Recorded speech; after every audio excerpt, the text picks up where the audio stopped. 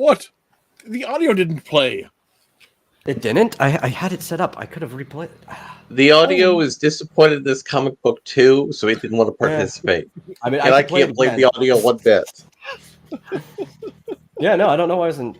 Please Did you go don't. through this time? I'm a terrible Yeah. offering. You really don't want to do this. I taste terrible. No, it's fine. Not today. What?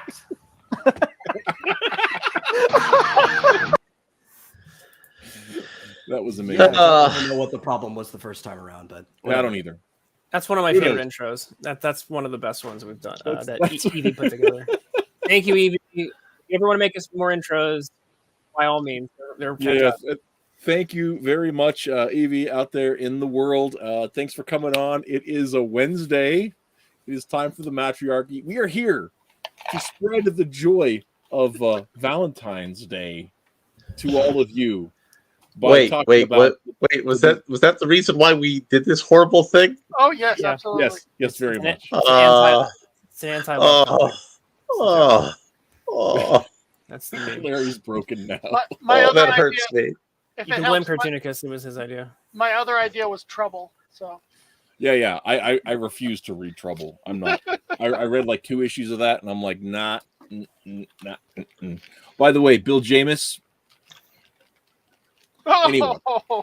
Yeah, I meant it in a figurative sense. It's not mature, but what am I going to say? It was terrible. It was terrible. We are not here to talk about Trouble. We are here to talk about One More Day, which is, of course, the absolute nail in the coffin of the Marvel universe. It makes hope meaningless. It crushed and broke me in ways I didn't realize that my like Grinchy heart could handle. So it is now, 5 sizes too small. So thank you, Joe Quesada. But yeah, Valentine's Day. Now we were talking about a little background of this. We were talking about wanting to do a review of romance comics as a genre, right? And talk a little about the history and dig into it. But we were all busy and we had a week. So we're like, well, what's a short, so we're pitching around romance comics we could review just individual books and do a little thing on.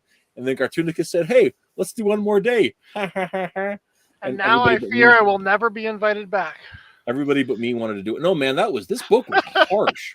So before we get into it, I want to talk a little bit about, because we all know what One More Day was, right? One More Day was Joe Quesada's fever dream to rejuvenate Spider-Man because, for whatever reason, you can't appeal to the hip new kids if you have a married hero, because marriage is for squares, man. I mean, that's why I'm divorcing my wife. Am I right? Oh, did I say that out loud? Well, that's not part of my business. Well, I mean that's the rumor that Joe Quesada was having a bad divorce, and that's why he did this, because I don't think I buy that rumor. So there's a lot of rumors, I'll but admit it does sound like I have a clip from Straczynski himself, and he does a pretty good job explaining. It's only 2 minutes. I think it is helpful to take a look because he's the one. Straczynski is the one who actually had to write this sucker. So I'll pop this in the private chat. And that'll maybe pull that up. But 2 minutes. J. Michael Straczynski talks about One More Day. Talks about the parts of it that he. So actually, he has a very interesting take on it, I think. And part of me, I am taking all this with a grain of salt, because part of me wonders if in an alternate universe where One More Day was heralded as a wonderful story, I wonder if Straczynski would maybe flip the script and go, actually, I'm much more responsible for that. And here's why. But because it was, denigrated so heavily, and there was such fan backlash, and the clip that we're about to see, he distances himself from a lot of it. So do you want to start with the clip and then talk a little bit more about it, or do you want to go a little about our feelings about the topic as a general rule before we get into the thing, or how do you want to do it? Let's do the clip. I think it might I think it's a good springboard for us to then talk about our feelings. It's the feelings of the creator, so I think it's relevant. I can dig that. Did you get the clip there, Metal? I literally just got back to my seat. Oh, okay. Yeah, that makes sense. Yeah, I Alright, put it in there the you go. private Yes. chat. I was waiting Oh. till the intro was over. I needed to wash off my plate. Oh, I because see that. Okay. It's Wednesday, so I have the vomitorium. Then I had to walk a dog, eat dinner, and do all that during setup. And No big. Well, welcome to a whole new vomitorium. It's not that bad. I see that I'm going to be the one defending this story on Sunday. I knew you would. tonight. Yeah. What do you mean you knew I would? You always Well, play devil's advocate. That is true. And in and this look, case, No, I quite don't. literally. I don't think it's fair to say Twitless always plays devil's advocate. I mean, anytime we talk about Jeannie Yang, that's my job. but Oh, that's fair. but I think it is more that like of nearly all the people that I've met on Earth, I don't think there's anybody more dedicated to finding the good like out there than Twitless. All right. I'll take that as a compliment. Thank you. Yeah, I meant it. I meant That it. is a as a hefty compliment. compliment. Yeah.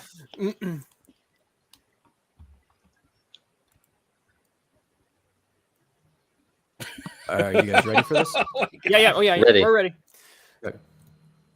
Can you hear it? No. Cannot hear it.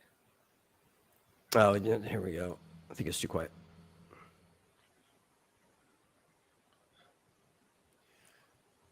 Nope. Still Still can't hear it? pantomiming. Oh, there we go. Now we got it. Well, it's a very, very quiet video You anyway. have certain decisions you have to make, and Or you have wanna, respect, put it back to the beginning here. choices. Katie, you never liked the idea of being married. I love that. The audio's not great, I love but talking about one more thing. I'll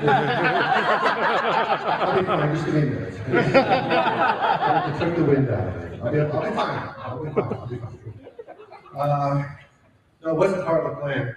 Joe, and I respect Joe Kasami. As the editor-in-chief, he had certain decisions you have to make, and you have to respect, that person's choices.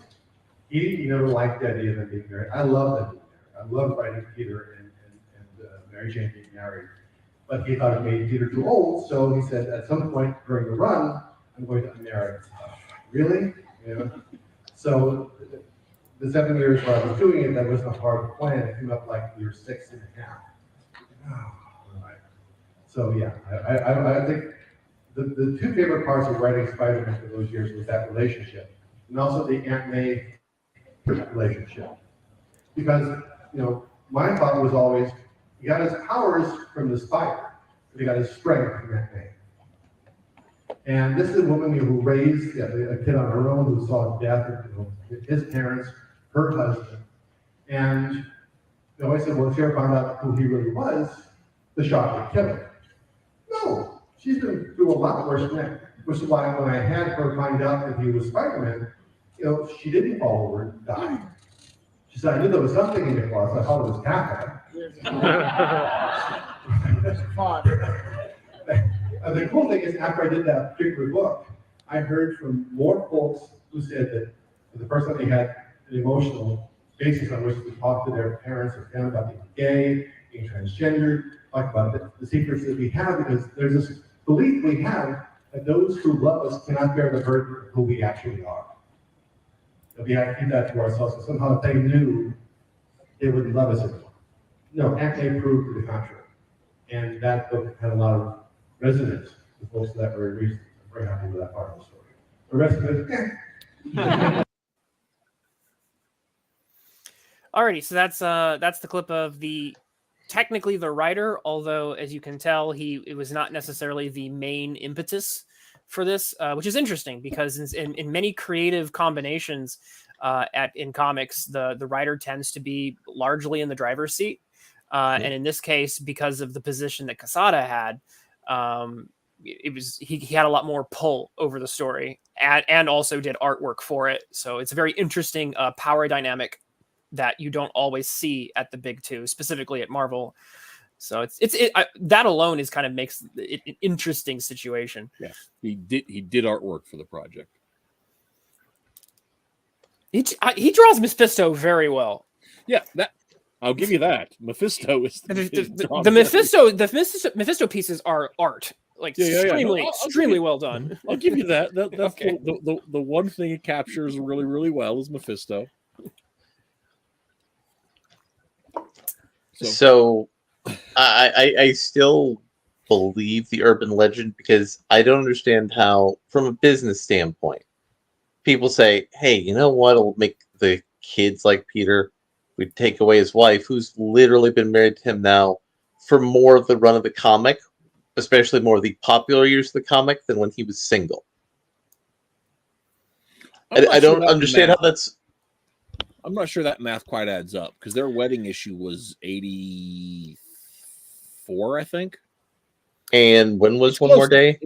It's close. Well, that was 2007. So it's close though. Yeah. So nearly half the run of the comic, Peter was married. And they're still married in the Sunday strip too. The Yeah. newspaper strip. I mean, somebody thought it was a good idea, or somebody thought that they could sell a Thor movie by adding a 10-year-old screaming goat meme into it. I think there's something we're all missing here, which is helpful to discuss. We haven't really begun. We've just begun. Okay, all right, yeah. So well, okay, so let me sum this up. Everybody hates it except for me, and I'm kind of conflicted and hate parts of it and don't hate all of it. What I want to go around is one of the things I want to talk about quick is kind of the where we feel like the point of Spider-Man in relationship is, right? And I think that's a good starting place because that's going to explain our biases, right? Sure. Since I moved you to the number 1 spot, let's. Oh, okay. I didn't do that on purpose. I just did it because I like this. The screen looked better balanced that way. Oh yeah, the image balance. Yeah, I see that. It's purely aesthetic, but since I have, I'll make the decision here to put you on the spot and say, what do you think the point of Spider-Man is, and the purpose of relationships and all that kind of stuff? See, that's rough because Spider-Man has had such a very interesting history through his, and I think that depending on the creative team, it expresses different things. The Peter Parker you get through Steve Ditko, the Aunt May you get through Steve Ditko and Stan Lee it's Ayn Rand. You know, it's Randian levels of subtext, which means there's very little subtext. It's just overt and in your face. And there's something kind of charming about how Atlas Shrugged / Fountainhead early Spider-Man is. You have, and it's one of the reasons why Ditko quit eventually, because he eventually would just, nope, that's not how it would go. And he had things, very painted in black and white because he's a very black and white kind of a fellow. And then you get, so the relationship. So when he describes Aunt May, right? When Straczynski says Aunt May wouldn't, keel over and die if she discovered who Spider-Man was, and it's like, well, in the 60s she would have. I'm sorry, Straczynski, you are 109% wrong. If we're talking about Ditko and Lee's version of Aunt May, she was one puff away from a heart attack. Her frailty was a major driving. Yeah, exactly. Point. Exactly. I think Straczynski's right in terms of looking at emotional strength, right? That does, because the ability to raise Peter, to invest in him, his own value, that kind of thing. The survive the because the whole life. The way Ditko, I think, tried to portray her is almost just shy of being one of the parasites. Honestly, in Atlas Shrugged, she is just shy of being a parasite, which puts like a lot of the characters in that universe fall in that role. You can even see that in Spider-Man's origin, the way that Peter talks about his aunt and uncle.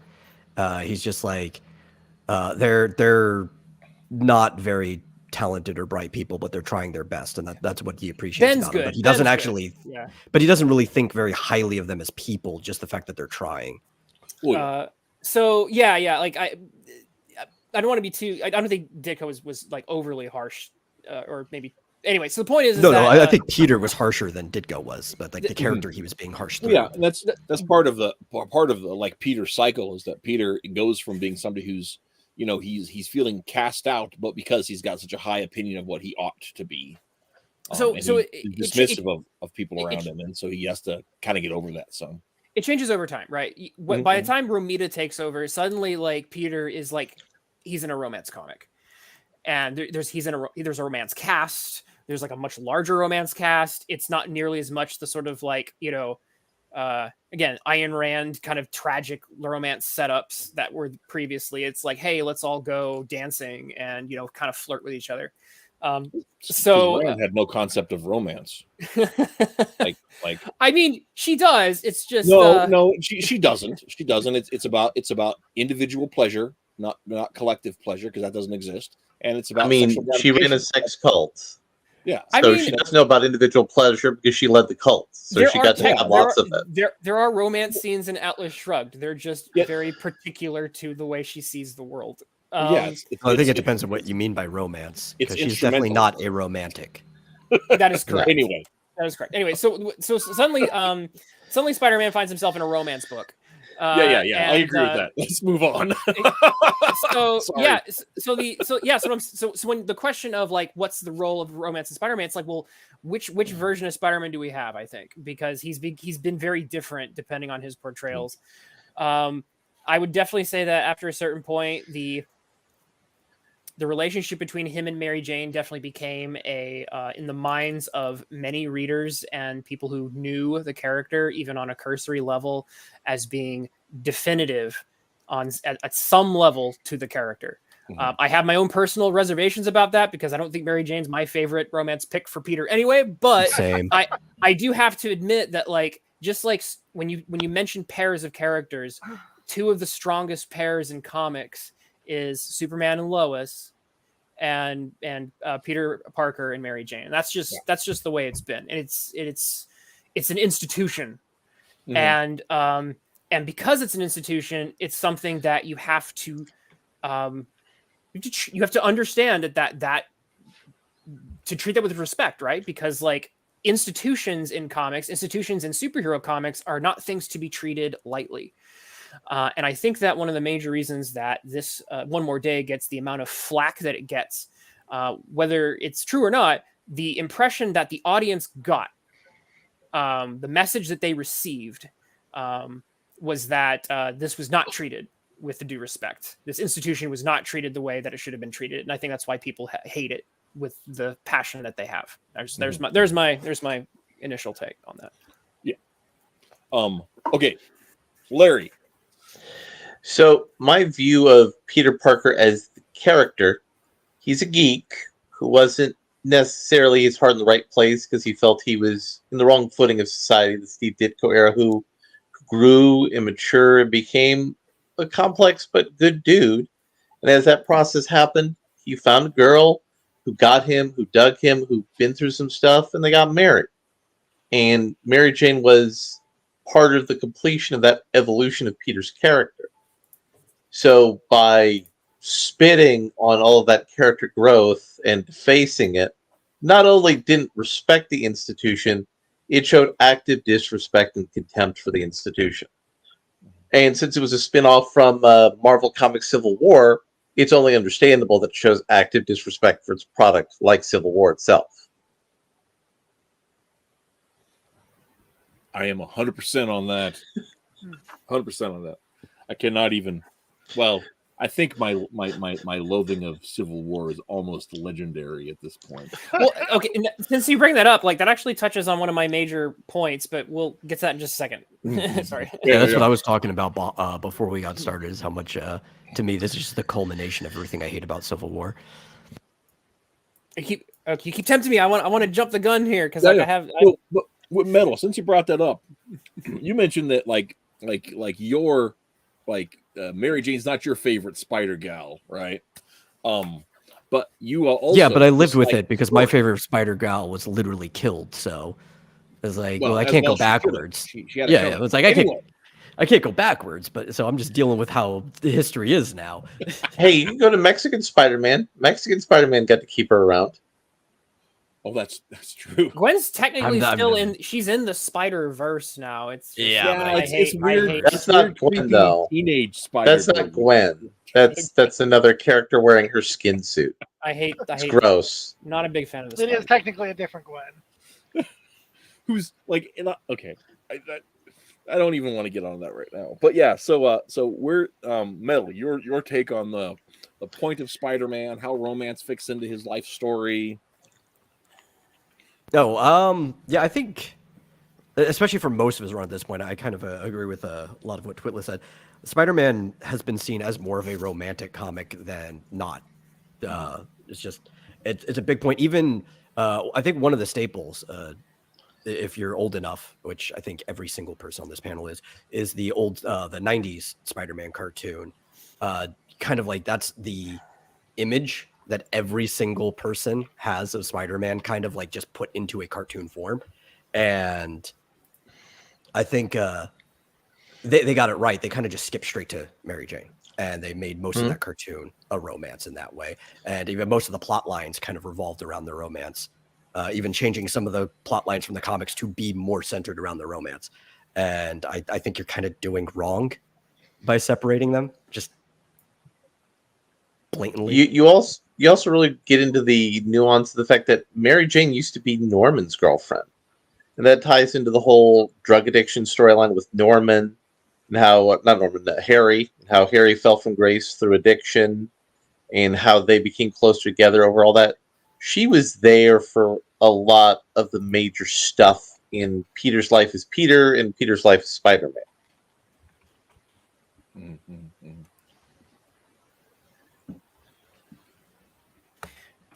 So Some people in chat. It's up, Neostar. Obviously, good to see you, Captain Cummings, and Fizz Chozo's here as well. Good to see everybody in chat. Oh, Jim Tuner's here too. oh yeah, cool. So also I would like to talking about the importance of the thing. I'm just going to go bring out my hardcover of Spirits of the Earth again, which is an amazing Spider-Man MJ story, all in watercolor by Charles Vess. So this was my pick on my favorite Spider-Man comic, but I'm gonna, since we're talking about MJ and Peter, I'm gonna highlight that. Okay, so I got it at Goodwill for like $3. Oh, nice. Cartoonic, I know, right? Cartoonicus. Give me your broad strokes on Peter J as a whole.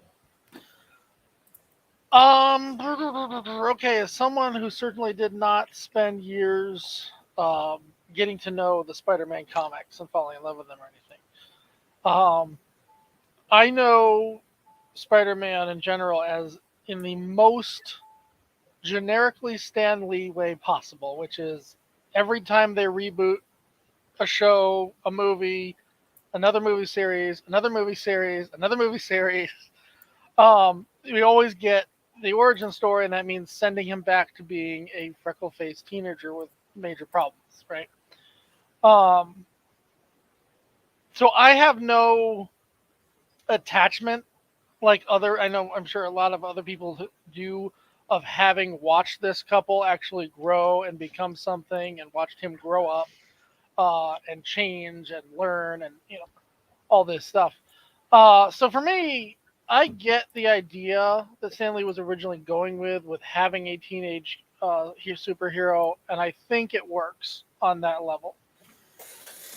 I totally understand, however, people's frustrations when they basically, spent a lifetime following along with a level of character development that you just don't see in superhero comics. Sorry, guys, but most characters in superhero comics do not develop at all. They are stuck the way they are for the rest of the time. And to have I don't know if I see kind of where you're going. I don't think I agree. I think it's a little more complicated than that. I think it's Batman also will half never and be half. happy. I think Metal's got it right on the money. I think it is half and half, but the general characters, And especially when you're looking at in pop culture where they end up going to the reboot, or they end up, hitting the greatest hits for the cartoon series, or the greatest hits for the Sure, for but the, just because you recycle back to something or circle Oh, yeah. back doesn't mean you didn't have development. No. So, But I mean, but once again, I mean, his premise was looking at it as somebody who didn't follow him. So, yeah, I think you get a lot of. Yeah, I'm those. saying Spider-Man did have character development. That No, I'm talking about most other- superheroes as a whole. Like if you just study superheroes as a genre, I think that saying that they're just stuck. I think that's a common criticism, but I think it's also a very common misconception because the people who follow it see all the developments that get made, and then after usually a couple generations, there's a circle back so that the stories can kind of start again, or somebody does something, as Captain Cummings said, some sort of soft reboot, which is really weird and complicated. But like Iron Man, Tony Stark, so much character development over his run. In many X-Men. different, I mean, heavens. Well, like here's the thing. pick man. You know what? It may be that Marvel has a whole lot more character development than DC. No, I disagree. But, like you can take. There's a lot. Yeah, there's a lot. I understand. Any of the Green Lantern runs, there's a lot of character development per Green Lantern. That's probably why they keep coming out with different lanterns so they can develop different characters. Superheroes get the reputation, especially when someone like Alan Moore decides to like write off the whole genre of being of being that way, or being stories for people who will never advance past adolescence. But he's wrong. Right. I mean, Alan's come out and said that he went too far in those comments. Yeah. Of late. Yeah, but I mean, like you look at DC, you've got Swamp Thing, you've got Starman, you've got even Batman in spurts has had lots of character development. Yeah. Robin and Batgirl back in the 70s and the 80s had tons of that in their individual titles. All of the Teen Titans since Marv Wolfman took over on that whole title. The new Teen Titans run is like nothing but character development because Yep. it's written in volume arcs. And so I mean, so DC has it now. Now the thing is though is that they're big, The Flashes, characters. The Flashes, like... even Superman did, but you didn't really notice it catching up to it until Bloody Lex Luthor in the 60s. Had like Luthor a whole way more in the 60s. Lex Luthor had way more character development than Superman did. But... All right. So, what if I changed it then? Would I be remiss in saying that modern day superhero comics have no development? No. I think where you're accurate is that there is an impression that there is a lack of development, and that comes from something, because you are describing a real phenomenon. There is a real feeling that there isn't that. What I'm saying is that I think it's this, the reality is more complicated than the generalization. So let me kind of, I think I know where he's going here. So like, Sure. I invest in this hot redheaded girl that Peter married and all the growth he's gotten from her. And you know what? That could just be wiped away. Right. Gone. So you're not having development that you can invest into. You can't be with this character and have something cool happen to him. You could say, hey, maybe in this 2 to 3 year span, something neat will happen, and then I'll jump off. Yeah, hey, why are comics not selling good anymore? And it's a big example. A big example of that is you have like the reboots, the hard reboots or quasi hard reboots that DC does, right? So like I've been following the DC universe from like 1991 all the way and pretty faithfully across a bunch of titles all the way up until the New 52, and then they just wax off like everything, right? No Golden Age. So that meant like one of my favorite books, Starman, just didn't even happen because he can't be the son of the Golden Age Starman if the Golden Age Starman didn't exist, right? Mm-hmm. And so there's no JSA, and so that means a big chunk of the JLA at the time didn't exist either because there's no crossover with that. So just like waxed all that off. They removed just these huge chunks of it, and so like all of the development that they had, they just harpooned, and that's actually I think one of the big things that this story does is. Neo says I was born in 1991. Facts. So back to Cartoonicus's point, because we derailed him a bit. Because yes, we did. Yes, we did. So continue. Sorry. Well, actually, Metal was getting on there to what I was saying is that, regardless of what we have or haven't, there's often a a mentality I can see among the executives to say, well, this is what this character needs to be, therefore they must always be that. Yeah, But I think Batman's never going to settle down and get married and get over the death of his parents and be happy, right? Because they Right. feel Batman has to be this Well, and dark that's actually raging ball of right. fury. And not to take anything away from that point, I'm going to totally interrupt you. But like in the 90s, like the rule was like Batman is basically over the death of his parents. Like that was the rule from the DC things. Like, and it got replayed because of the movies, but like in the books, like Batman did what he did not because he was still grieving, but because he was trying to keep other people from grieving. Like that was the Doug Monk and Chuck Dixon and Alan Grant. Those guys were writing under the presumption that Batman was pretty much over his personal hangups. It was more for the virtue. Like, I don't want other people to go through what I went exactly. through. Right. And then that changed after not quite after Nightfall, but in that time after that, they started bringing in some new writers and new blood, and some of these guys were like, "No, Batman's a tortured soul," and Denny was getting old, and so he wasn't as picky about that stuff. But Batman 89 was important there too. So one thing I want to point out is the fact that it's not just executives; it is endemic to the genre. It goes all the way back to Umberto, all the way back. It's part of the problem when you have an everlasting story that that's comes to right. an end. That's what Umberto Eco says, which is his entire point of his essay. The Myth of the Superman. Which is the idea that superheroes are in this weird liminal space between mythology and novelistic realism, because a novel character, a character that would be written in typical fiction, would begin at a certain point, grow old and die, and be consumed essentially. And superheroes are inconsumable because they have a mythic quality to them. So it's not all just the corporation's fault. It's partly, but like there's a kind of a all this to say, right? Well, I was going to bring something up about the general thought with Peter Parker now similarly is he must remain a kid forever. And so again, does that work in movies and cartoons and stuff? Yeah, absolutely. Can I understand people's frustration when they keep finding some teenage girl every couple of years to throw off a bridge just so they can yank him back to the Gwen Stacy moment? Yes, I can.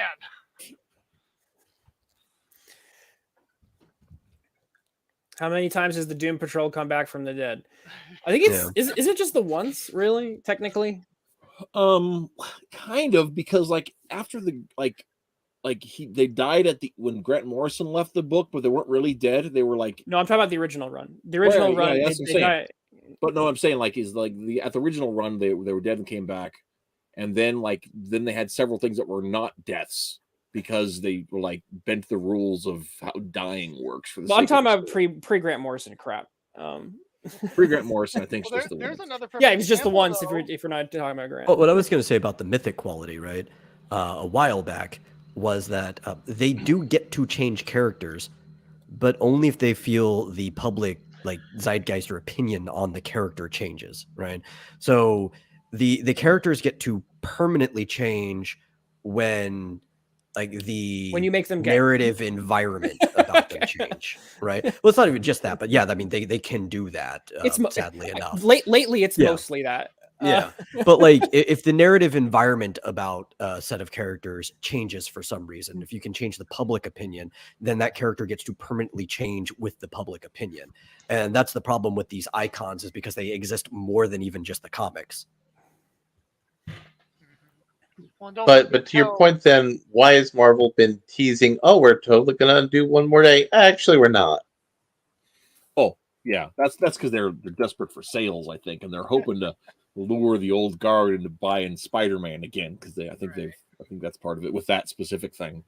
Because Spider-Man's been off the top of their sales, it had been the very top for a long time, and it's bobbed down, and I think they're looking to try to find some way of bringing it back in there. So. Are they talking about undoing one more day? Is that what they're saying? They bring it up every couple of years. Yeah. Some writer will say something in an interview, and And then like, people get excited on social Yeah. media, Nick- and then Nick Marvel Spencer- say, "Oh Nick no, Spencer- guys, we're It's- totally not going to do that." It's inevitable. Like I think even Casada knows it, because like Well, when he like in the story itself, like he puts in he leaves the door open for it to be undone. So like he understands, I think, on some level, that's. Yeah, I mean, at a Nick corporate Spencer had level, said though, that- Nick do you Spencer think said that after- he? oh, Pardon me. I said at a corporate level, though, do you think that he couldn't just said no? This is done forever.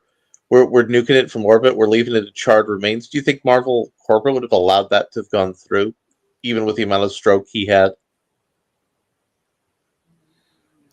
I think that when it comes to corporate, it really depends on how you sell the idea. yeah. I think it's really about what it boils down to. It matters who's in charge, what their priorities are, and how you sell it to them. So Thing is, I think he wanted him still to be able to be with Mary Jane. He just didn't want him to be married. So you still want your love interest to remember you, to have a reason to be connected, etc., going forward, right? Could be. Okay. So all right. So let's we've move on. elliptically. All right, shall we actually open a page? Yeah. Okay, so Let's this is move where on I want to open my grand idea here, which is so people have brought up Civil War, and I want to bring up the fact that the thing. One second. Before we get to that, I never said my pace on the. Oh, yeah, that's right. You didn't. Thing. Okay. Yeah. So I wasn't meaning to save myself for last, but I did. So my thing is, I actually think that like, whether it was intended or not, I think Spider-Man fulfills the role of the everyman within his stories, right? Even though he's remarkably brilliant, he still is marked by enough feet of clay that he has to pull himself up by the daily striving, right? And find something bigger than himself to seek for. That whole with great power comes great responsibility shtick, right? That's everybody going out to get formula at 10 at night. That's every guy out there working a 9-to-5 job to keep the lights on, right? Only it's heroic because he's a hero, right? And so I think that's the framework that Spider-Man fits in. And so even the many loves of Peter Parker and all that Dobie Gillis nonsense that he fell into, I think is one of those things that it ends up still building that the soul of the mature man, right? And so for Peter to suffer loss and build himself up again, and suffer loss and build himself up again, he's building towards something, right? And I think that something he's building toward, marriage and family, right? And for some reason, like instead of like, I think that the idea of progressing forward would put in a situation where you're getting Peter closer to the end of his story. And I think that rather than being true to the art form, people are afraid of losing the cash cow. And so it's not a desperate need to keep Peter relevant, because I think he can be relevant. It's a desperate fear of him being grown up and moving on from there. Oh gosh. One more Dade. No. The pickle hits keep coming. Oh, that was good. This has got the most detail. One of the most detailed pickle shots we got. That's amazing. If I may add to that, Reese, perhaps, and this is a wild idea, but is it possible that Marvel doesn't want or is afraid of Peter growing up because they're afraid of growing up themselves? I do. Aww. And So- I also will point out that one of the reasons that I am an MJ booster is as far as relationship material, like, and who Spider-Man is. I think Mary Jane is a better complement to Spider-Man than Gwen Stacy. Gwen Stacy's a fool. She's easily bamboozled. She's so emotionally evocative. There's no strength to her. Yeah, Mary Forget Jane about is it. a She could never complete airhead. hack Like, it. if She she'd could been never allowed hack to, it. if Gwen had been allowed to grow like Mary Jane grew, I think we'd be dealing. I think you're comparing apples and oranges on some level, because like if you go with like the But I don't earlier think so. versions of those characters when they were written with the sort of soap opera Stanley Ditko kind of mindset, like the characters were written very one note. Including J. Jonah Jameson, you know, like he's had a whole crap load of character progression since his early days. So I feel like Gwen Stacy died before she might have had a period of where a writer would have actually taken her on a more of a journey. And I think you get to see some of that even in some of the terrible storylines where they bring her back. And so what did I say? What moment do they keep trying to reboot him to? No, I don't. A couple of years. I don't know. No, that's not accurate. I see what you're saying, but before it's not, he was allowed to grow up. That's what. I think that's an oversimplification. I see what you're trying to get at. I think there's something to it. But you were going to talk about Civil War and how Civil War destroyed comics and ruined everything good.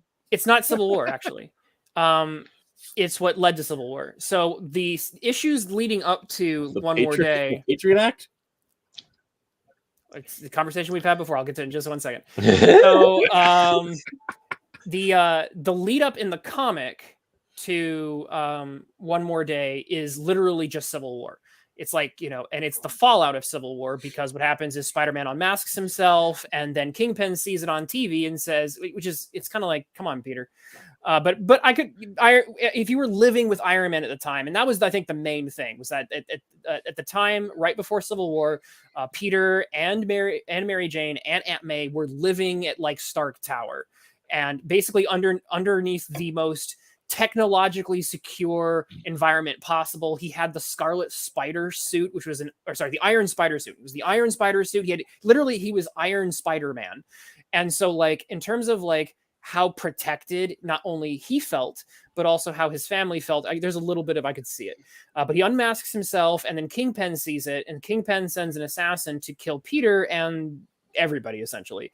And the problem is that when Spider-Man switches sides during Civil War, he completely falls out with Tony, starts fighting with him in some plot hole consistency things between some of those series at the time. But the issue is the fact that once Spider-Man is no longer an employee and underneath the Stark Tower protection, they're basically in a motel somewhere on the run from the law, and that's when Kingpin easily is able to take a shot at them. And that's Aunt May. The intended target was supposed to be, I think, Peter, but Peter can dodge bullets because he's got friggin' spider sense, and he dodges it, and unfortunately the bullet hits Aunt May. And so the whole setup for One More Day is a fallout to Civil War. So you can directly blame Civil War for this. But here's the thing I wanted to bring up. And I do. That's fair. But what I want to think is that I blame 9/11 again for this whole thing. The end scene of Civil War in the Spider-Man comic is eerily reminiscent to the 9/11 Spider-Man comic. It is so you see the fallout in New York of the fight at the end of Civil War, and you see the wreckage, and you see like people these they invoke the idea that like lives have been ruined, lives have been lost, lives will never be the same. The trauma of the trauma of 9/11, I think, is all over this book. When Peter goes and mercilessly beats Kingpin, it's a little satisfying, I must admit, to wipe that smug off his face. But it's so violent and angry. It's a Peter Parker that is alien to me, and it is the type of rage that is like, it's the type of rage that's like that I feel like a New Yorker must feel when it's like, I need to hit someone for dealing this wound to my city and to my soul, and there's no one for me to punch. And I feel like that this comic is yet another casualty of what 9/11 did to the superhero comic book industry. And it led to Civil War, and it led directly to One More Day. And I think, again, 9/11 did a number on these guys and their headspaces. And it comes out in how the voice of their characters speak. They have an edge to them. They're angry. They want to hit something and they want to do violence. And it's there, like I said, there's a rage there. And I think that also the trauma and loss also extends to, like, you know, a idyllic married family man who's having a wonderful married life, who gets to have sex with his supermodel wife every day, which is essentially what they did in a lot of Spider-Man comics. Once Peter Parker and Mary Jane got married, it was just like off panel. We were just banging all the time like rabbits. It's the newlywed game, man. It didn't matter if they were newlywed. 10 years down the line, it would still be like, "Hey, honey, let's go bang." And it's very wholeesome in a married way. Well, remember, in a comic, 10 years down the line is 6 months. So anyway, the time's fluid, but in comics, superhero comics. But the point is that I think that I think it was hard for people post 9/11 to believe in the superhero fantasy on every level, not just the power fantasy, but also the happiness fantasy. And I think that rang very hollow for some of these people in New York. And you're still here. So my ultimate thinking behind this is I'm like, it goes back to some of the trauma theory that we've talked about, but this is like real trauma that I think is being exorcised through the comics page. I think it is a symptom of the post 9/11 landscape. We can say it's still a bad story. Like, there's plenty of judgment to lay at it, but I think that helps contextualize what you're seeing. Because if you go back and read some of those previous issues right before One More Day hits, it's like, wow, it's palpable. You know, that theory you proposed, I really liked it. And then I heard another YouTuber talking about how, you know, there's things like shame-based culture and honor-based culture. And he talked about how the major cities have evolved something called anxiety-based culture. And it really feels like combining your theory and that theory together, like this is one of those moments where that idea of culture crystallizes. And they need the anxiety to destroy Peter's life. Well, life in a large city is also like filled with its own issues there too. There's probably, but I mean specifically, I think that the turn after 9/11 has, like I said, very far-reaching implications on superhero comics. And I think it's very telling that this story happened. You know, what's One More Day? Is it 2000? When was One More Day? I think 7. So it's only a few, like that's like a pittance in terms of like very close to people remembering those scars. But I don't want to relitigate how Civil War is terrible and a character assassination on every level of all the characters involved. But I mean, Peter was friends with Matt Murdock. He knows about what happened when a pimp told Kingpin, "Hey, this prostitute who's strung out on heroin, she totally says this Matt Murdock guy is Daredevil. I don't know. I thought you might want to know about that." And Kingpin was like, "Well, I better blow up Murdock and Nelson Law just to be sure." Peter taking that risk with MJ and Aunt May's life was one of the biggest assassinations of his character, followed by the book where, only topped really by the book we're about to discuss. Definitely need to get started on talking about it because we're already like halfway through our time. So, so I'm going to shut up for a bit, let you guys rail on it for a bit before I try to say some positive things about it. So wait, we lost somebody. Yeah, Cartoonicus is apparently having issues. Okay. Even when he's like, "Did I lose you guys?" He probably didn't hear you respond to him. Like he probably lost us audio-wise and dropped out. Probably. That makes sense. Yep. Could be. All right, guys, put it on blast. Okay. So anyway, so the premise of the book, of course, is that crap, my brain all scattered on me for a second. Is that basically Mary Jane and Peter dodged a bullet that Fizchoco says should have hit Mary Jane, which I thought, man, that's brutal. But He might have meant he might have just meant the trajectory. Yeah. He might not have been like, oh, she should have taken it. Yeah, I don't know. I don't know. He might have meant that too. It's hard to say.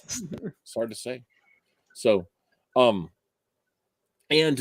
Peter is racked with guilt because Aunt May is dying, and it's all his fault. Right. Which, yeah, sure, of course, yeah. That's the thing. Okay. So here's part of my thing that gets me so mad about this whole deal. Right, is Peter's like blaming himself because he did this thing that is totally like on Peter like, right? So I mean, like the whole diddly diddly dee. Hang on, my brain skipped out of my head for a second. Yeah, The whole dynamic of Peter unmasking is like the least Peter thing ever, right? So the fact that he's like racked with guilt over that thing is just like it doesn't fit at all, right? Fizchozo, whatever. Yeah, it's Fizchozo. Fizchozo. He's not a chocobo. I'm gonna go with Fizz. If you can't get it, you Fizz can't go said wrong he if you means just from a say storytelling Fizz. standpoint. So, and that would have I think made a more compelling story, frankly. But Peter is dedicated to do anything possible it takes to save Aunt May, despite this being like her 5th death. So, and her being on the borders of dying for 40 years at this point. 40. What? Yeah, she's been inches 40 away from plus death years. since like issue Yeah. what 3. Yeah, it was like 64, right? Something. Anyway. She's been dying since at least Nixon was president. Oh yeah, way before Yeah. that. Way before that. This is solidly in LBJ territory. Anyway. But yeah, so Peter's all racked with guilt, and so he goes to talk to everybody he can think of. And the first thing he does is he attacks a naked Tony Stark, which was one of the most bizarre things I've ever seen in a comic. And I mean that. So Tony Stark, he's this brilliant billionaire who's sitting around coding naked in front of a computer bank full of monitors. And I'm just like, well, why is this happening on the screen? So there is this? a reason. There is a reason. You may not like it, but this would be this is because this is post extremis. So this is post the point where Iron Man has had the armor essentially like on a molecular level like integrated into his skin. So like, you know, he basically just thinks and it like comes out of his body. So if you want to blame somebody for that, you can blame Warren Ellis. So okay, awesome. That's on the list. Like that's dumb, but that's not the worst thing ever. The craziest thing is like, so Peter sneaks into Stark Tower to confront Tony because Peter doesn't have money to pay for anything, and they're going to throw Aunt May with a gunshot wound out on the street because J. Michael Straczynski has never been to the doctor or knows how anything like that works. It was charity ward. All right, be fair. It was charity ward. They're going to put her in the charity ward, and that's not how GSRs work either. Peter wants regardless. Peter wants wants to make sure that you know you better sign up for that government health care. Yeah, government Obamacare. Yeah, he does make a couple jabs at healthcare. He does do that. The whole first issue is the first 2 issues are all driven by this MacGuffin that's like, if only we had universal healthcare, my aunt would get the care she needs, which that's how they treat GSRs. So here's the thing.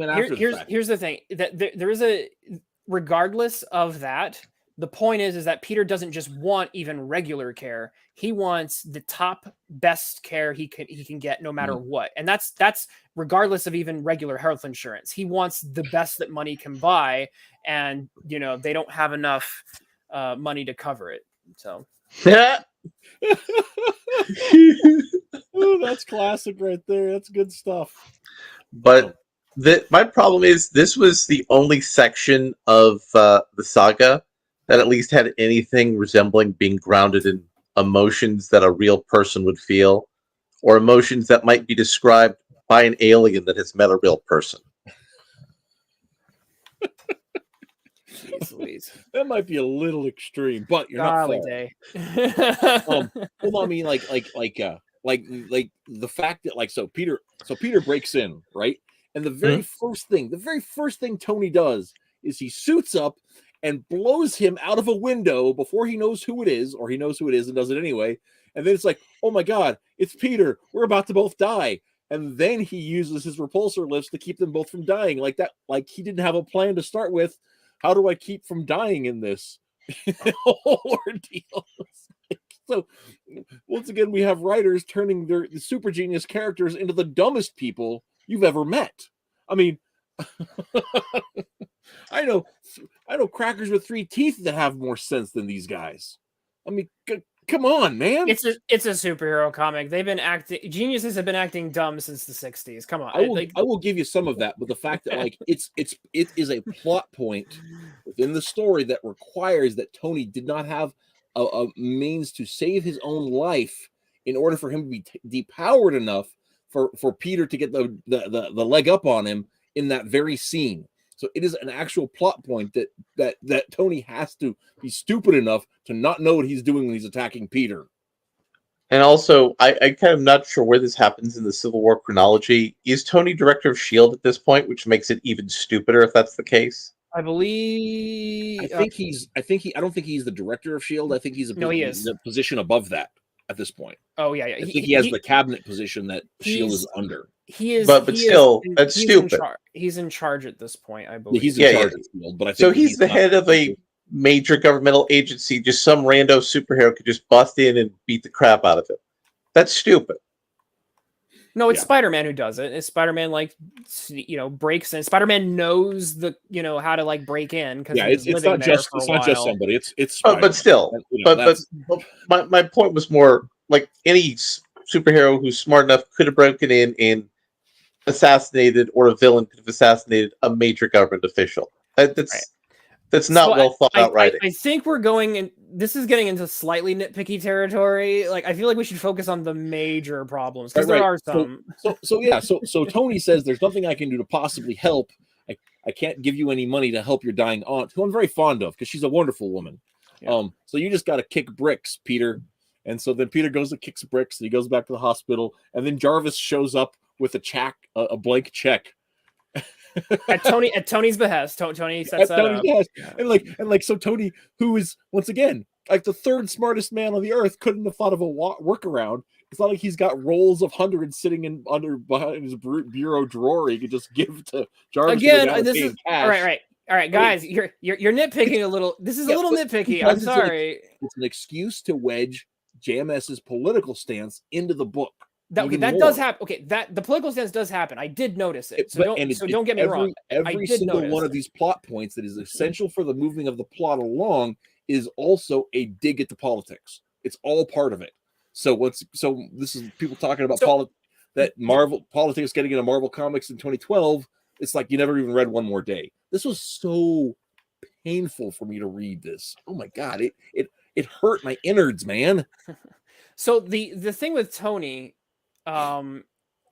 he's in charge of S.H.I.E.L.D. He's like the head honcho, and Spider-Man publicly has attacked him and the registration forces during Civil War. He's wanted by the government. He is a fugitive. So Tony helping him is like the head of the Department of Homeland Security helping a wanted terrorist. So like the conflict set up there, I think, is a compelling one.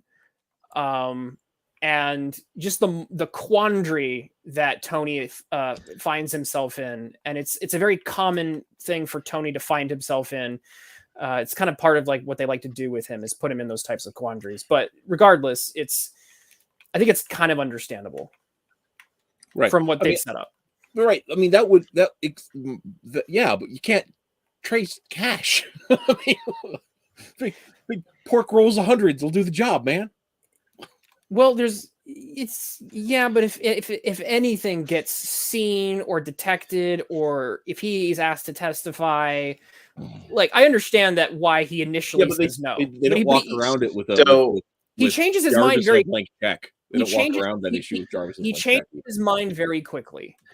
So I can nitpick a challenge to that point, but that's again not really the most important problem we have in this thing. Yeah. Because again, this is the only part of the thing that makes emotional sense. It goes rapidly downhill from here. I think Reese's point is that these moments are used, and they are very deliberately used for Straczynski to basically go, "Oh, Obamacare," which does happen, and also gun control. Mm-hmm. Yeah, that bell gets rung. The healthcare one got rung more often, I think. Yeah, especially because like that's a main theme of the thing, and this was actually before Obamacare, but it was on the. I mean, it was because like Obama was elected in 2008, so this was before that. When did he start talking about it though? Well, I mean, I think he announced his run in 2007. So yeah, okay, this was. Yeah, this would be very topical. Well, I mean, and that the idea of government. I mean, that was in the wind back in the 90s. Right? Yeah. I remember the Clintons. Her name, Hillary Clinton. Yeah, Hillary Clinton, ironically, was trying to get everyone on the same healthcare system. I don't know, maybe make it easier to find people to kill. Allegedly. Yeah. Yeah. All right, Abigail's in chat. Good to see you. Yes. All right. Sorry Here's my problem, and I will point out a criticism. I think it's a pretty strong one for the motivations in this story, and it happens very early on. It's when Peter starts talking about how he feels so responsible for Aunt May, and how he just can't even. And my issue is that not once did they mention, which actually would have helped me with his motivations here, is for him to say, I can't go through this again. If he had simply said, I can't go through this again, that one word would have put, in that one word, we get his entire history of his origin, which is the fact that he held in his arms the man who shot his uncle. And then right before the events of One More Day, he was also holding the man who had shot his aunt. So the fact that this had not just happened, and Straczynski just like, I don't know, it's like Straczynski forgot Amazing Fantasy 15. But it's like, you really needed to reiterate that point, because for a character like Peter to be like, oh, no, I can't go through this one more time again. I've been through this one already. Like, I would have bought him being irrational at that point, because it's not. That would have actually made it worse for me. Because it's not just trauma; it's a relived one that like reopens all the wounds that maybe you even thought were healed. It's like, I would have bought that more. And they didn't mention it, and I was like, really? You're not even going to bring up Uncle Ben? He's very relevant here.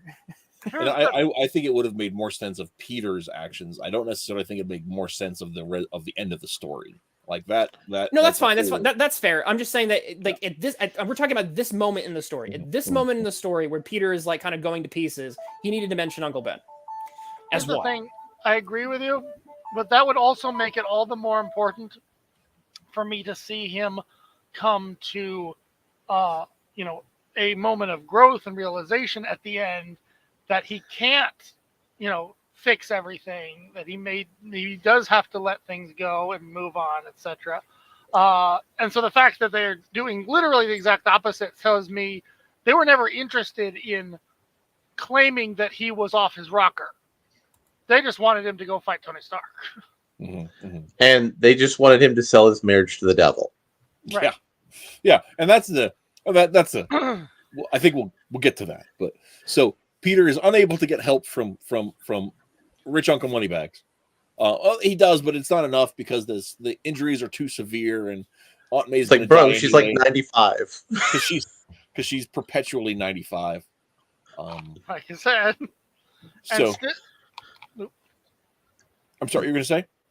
And somehow has a 30-year-old nephew. Well, I mean, it's canonical that like she's much older than her sister, Mary Riley or whatever. She's she's supposed to be like 20 some years older than her sister. So I liked Sally Field. That is my answer to that. so you prefer Sally Fields to Marissa Tomei? To any of them, yeah. I thought she Alright. was perfectly right there in the middle, Right there in the middle. Well, fair. and a great actress too. Well, She played the part of the caring aunt so much better than anybody else. The original movies, she was just supposed to be the kindly old grandmother who worries all the time. In the new movies, it's like they try to make his buddy sidekick. Yeah, the whole cool aunt Right. thing. Yeah. Anyway, so Funny enough is they were both around the same age in their respective movie. One just looks way older than the other. Yeah, I get that. yeah, fair enough. Moving on.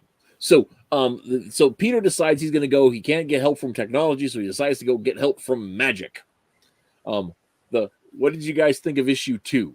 That whole Doctor Strange sequence. Yeah. So it was worse. I was like shocked at how much worse it was, because I remember that is one of my major touchstone points of like, yeah, Stephen Strange should here talk to all the wisest people in existence, and they'll all tell you, bro, there's nothing you could do. Oh, we're And talking about the big plot hole here. well, I mean, one of several big plot holes here. And again, just the year prior to this book coming out, Peter talked to the canonical Hebrew Bible Christian God, who's like saying, bro, you're one of my best. You've done a lot of good. You've helped a lot of people. You have nothing to feel ashamed for, nothing to feel guilty about.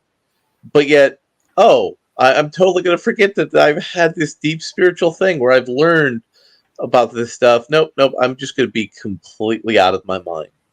And then I'm going to try to, hack magic, because sure, why not? Because he knows a little bit of Latin. That's I feel like let's set this up a little bit for people who might not have read it. So Sure. Peter goes to visit Doctor Strange. Doctor Strange multiplies Peter's astral form, sends him to spiritually talk to everybody smart in this moment, and says, only in this moment, because across time you're going to screw yourself up. And so Peter comes back and nobody can help me. Wow. And Doctor Strange is like, okay, that's great, but I got to go out for a second. I'll be right back. And so then Peter goes to the magic bowl of hands and he says a couple of things in Latin. And then, because of course, everybody who's ever studied chemistry or biology knows Latin. And it's Peter. He's a genius. We know this. It's canon. I understand that he is a genius, but It doesn't make dialogue, it any better. the dialogue, does. the monologue in the book specifically says anybody who studies biology and chemistry knows Latin. That's what it says in the book. I think it says he knows a little Latin. It says a little. Yeah, I know. Okay, which Latin. is true. No, it says more than passing familiarity with Latin. Yeah, more than passing. Like, if he said, listen, I was a high school nerd, and in my school, all the high school nerds learned Latin. That would have worked better for me. Yeah. It's like, no, I know a little bit of chemistry and biology, and I know how to say, to each his own, but that's it. Well, didn't he essentially just repeat the phrase he had just heard Doctor Strange say? So it's not even he's basically just using some memory. Yeah, it could have been. I just noticed it wasn't the same. It may have been close to the same. So it may have been. Maybe you got me there. So I'm saying let's focus on I think the bigger issue is the fact that, and some people were making comments on about the fact that I understand Doctor Strange saying no, because Doctor Strange actually follows rules of cosmic and rules of cosmic order and balance, and so that's what he represents. So if Doctor Strange said no, her time has come, I've seen it in the mists of Avalon or whatever, the Eye of Agamotto, in the mist of Avalon, because of course Aunt May is an Arthurian. I'm just saying whatever word they want to make up, it makes sense for Strange to say that. So Strange saying no, and Strange Strange's comments in that scene are some of the best in the book. When he talks about processing grief, it's really good stuff. It shows the strengths of, I think, of Straczynski's ability to take this concept that's not great and still put in good scenes of character writing when he can. But here's where I have to call BS. Someone called BS because, and here's the problem with Spider-Man being in the Marvel universe. It's so fudging big. And there were, at that time, not, I think, one, but probably more than one X-Man who had like the specific mutation of, I heal you, bro. Right. So, like literally there was like one or more X-Men. I think there's one who's like, it's like a golden kid, I think. Well, I was and there was the at this very time they were doing this, there was the nurse lady who was in one of the X-Men teams who developed a healing superpower. So yeah, and then Neostar brings up the point that I was going to bring up, so beat me to the punch, Neostar. Dr. Doom has a time machine. In addition to in addition to magic and not following the rules of magic and not, well, he follows some of them. He's a little bit on the but he's much more comfortable. He follows the rules that won't destroy the planet. Right. And Dr. Doom has had a positive relationship with Peter in previous comics. He'd say, "Bro, Mephisto's going to come to try to fuck you up. You need to get your head right." So I completely agree. And so they actually show Peter asking Dr. Doom and Dr. Doom saying no. And that one's like, ooh, X to doubt. Because he would have just made a deal, like, owe me a favor in the future. Exactly. Yeah. Very for Doom. me. And Doom has like 6 different ways to do it. He could do it scientifically. He could have done it mystically, or he could have used his fudging time machine. Which is just plug her in with a LMD heart. Come on, man. So many ways. I could understand like targeted time magic. He could have just been like, I'm gonna rewind your heart to like a week before you got shot. Yeah, so many ways. What's even better though is that because we're dealing with Doctor Strange, my mind immediately went to the moment people are all familiar with, I'm sure, from Spider-Man No Way Home, which literally comes straight out of a comic, almost moment for moment, word for word, where they are erasing people's existences, undoing the past on all kinds of levels, and yet this very same scenario has him saying, "Oh no, absolutely not. Her fate is." Well, wait. If we're talking about House of M, like that would probably be a reason for him to say no. Not House of M. This was a Spider-Man comic in which they did this is what they pulled from for the whole, making everybody forget I'm Spider-Man from. They pulled from One More Day. Like this is. Oh, they did. There is literally a set of comic pages I could show you. It's like moment for moment. They're cloning the entire scenario there. It's crazy. You might be. Are you sure? Are you confused? Oh yeah, I've seen them. No, I've seen the pages. Go look it up. We'll put them on the screen. It'll be great. So already, I will try. So the other thing is so Peter goes. He does his little Latin mumbo jumbo. He gets into the bowl of hands. He travels back through time, which Dr. Strange said, "Don't do that. That'd be bad." And he tries to stop the time. And so in order to keep him from being able to alter the past, Peter is incorporeal and is attacked by time demons that keep the past from being changed. Now, I've not read enough Doctor Strange books to know if that's a thing. I like the concept of time demons, though. Cartoonicus, One More Day is specifically cited as being the impetus for No Way Home. I know. They said that all over the place, and then some people discovered, like, okay, so why is this literally a clone of what we just saw in the trailer? Yeah. If you find the screen caps, we'll take a look at that. Let's. All right. So, but yeah, the thing about that's crazy is it's just like so Peter then gets eaten by the time demons, and Doctor Strange, who didn't know he was gone, finds him suddenly and then brings him back to the past to a different time that he talked to. And that was the crazy thing is like Strange says, "I got to take you back to a time where I wasn't at the sanctum, so I can't run into my other self." But then he goes in the other room and replays a moment from the past where Peter had talked to Doctor Strange in the past, but somehow isn't running into his other self in that very moment. I don't know if there was some sort of like Doctor Strange was in 2 books the same month kind of a thing, and so they're explaining how that worked with it, but that confused the heck out of me. I think that's they reference a specific moment.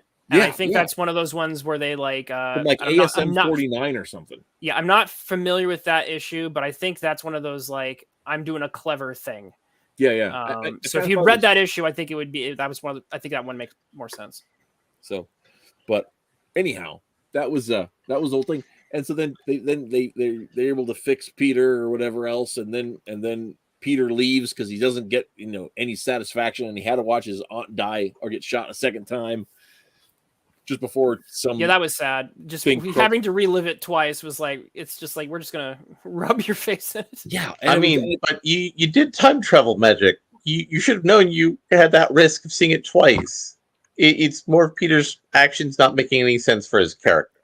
Yeah, if he had said I can't go through this again with Ben, I would accept him acting out of character because his grief is acting at that point. Well, and he says things like that, and they explain that he's so upset about it, the guilt that I think you're right, that extra little something would have been a thing. I just don't understand like why he never said, because that's if it were happening to me. That's where my brain would go. It'd be like, oh my gosh, this is exactly what happened to my other loved one who I lost to a gunshot wound and was directly involved with and felt guilt about. How many different near deaths have we had with Aunt May? I don't know. I think like half a dozen. I think we've had a half a dozen, and all of those Aunt May has said, Peter, I want you to live your life. Mm-hmm. Has she never said to come back? Well, she's died. Yeah. I mean, because like she's died and come back a couple times, and there's always some explanation. It's not really her, or the last minute there's some sort of intervention.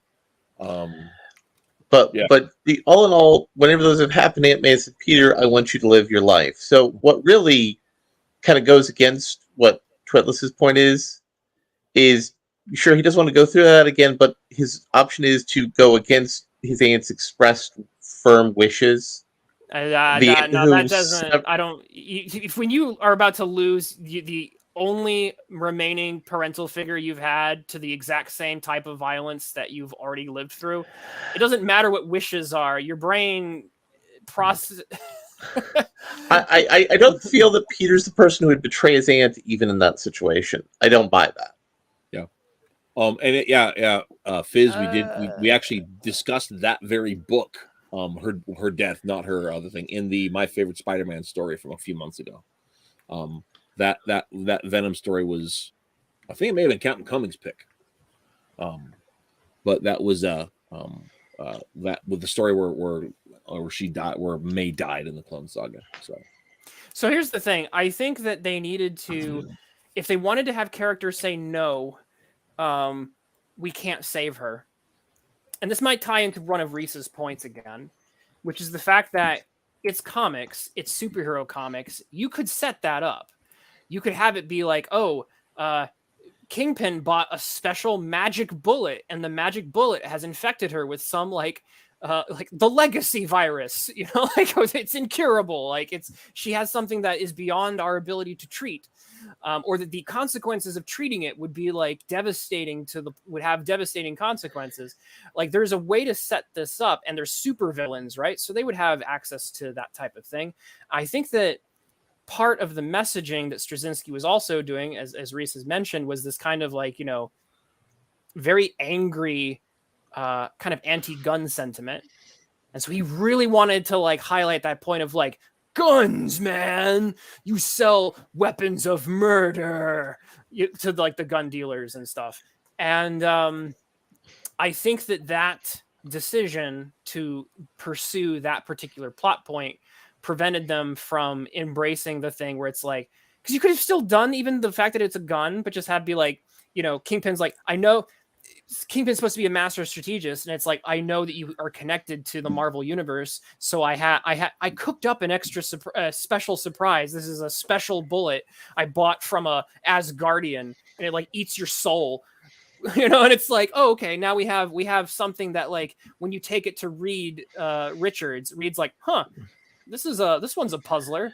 Like, that would make sense. And then, like, you know, and then the X-Men goes, I tried the healing thing and it healed her flesh, but her soul's still being devoured. Which would play in later with the Mephisto angle. Like, there are ways to do this. I think it's partly the problems with this book are execution based. It's Also, like, part of it is using... because the whole point. I mean, it's moving to a very specific end. Yeah. So that's a situation where everything has to culminate with that. So everything we've talked about that would make more sense is in dealing with Peter dealing with the grief or fighting the inevitable with his aunt, right? But that's not where we're going with this. We're going toward the destruction of something bigger than the life of one person.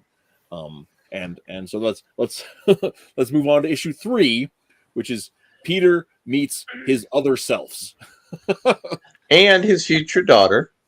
Oh, that one was the Spoiler. Yeah, I was going to get into that in a second. that was the worst part. That was absolutely the worst And part. none of those things were subtle whatsoever. They were all obviously different versions of Peter. They were all talking about Mary Jane. Yeah. And Peter was the biggest moron in the world.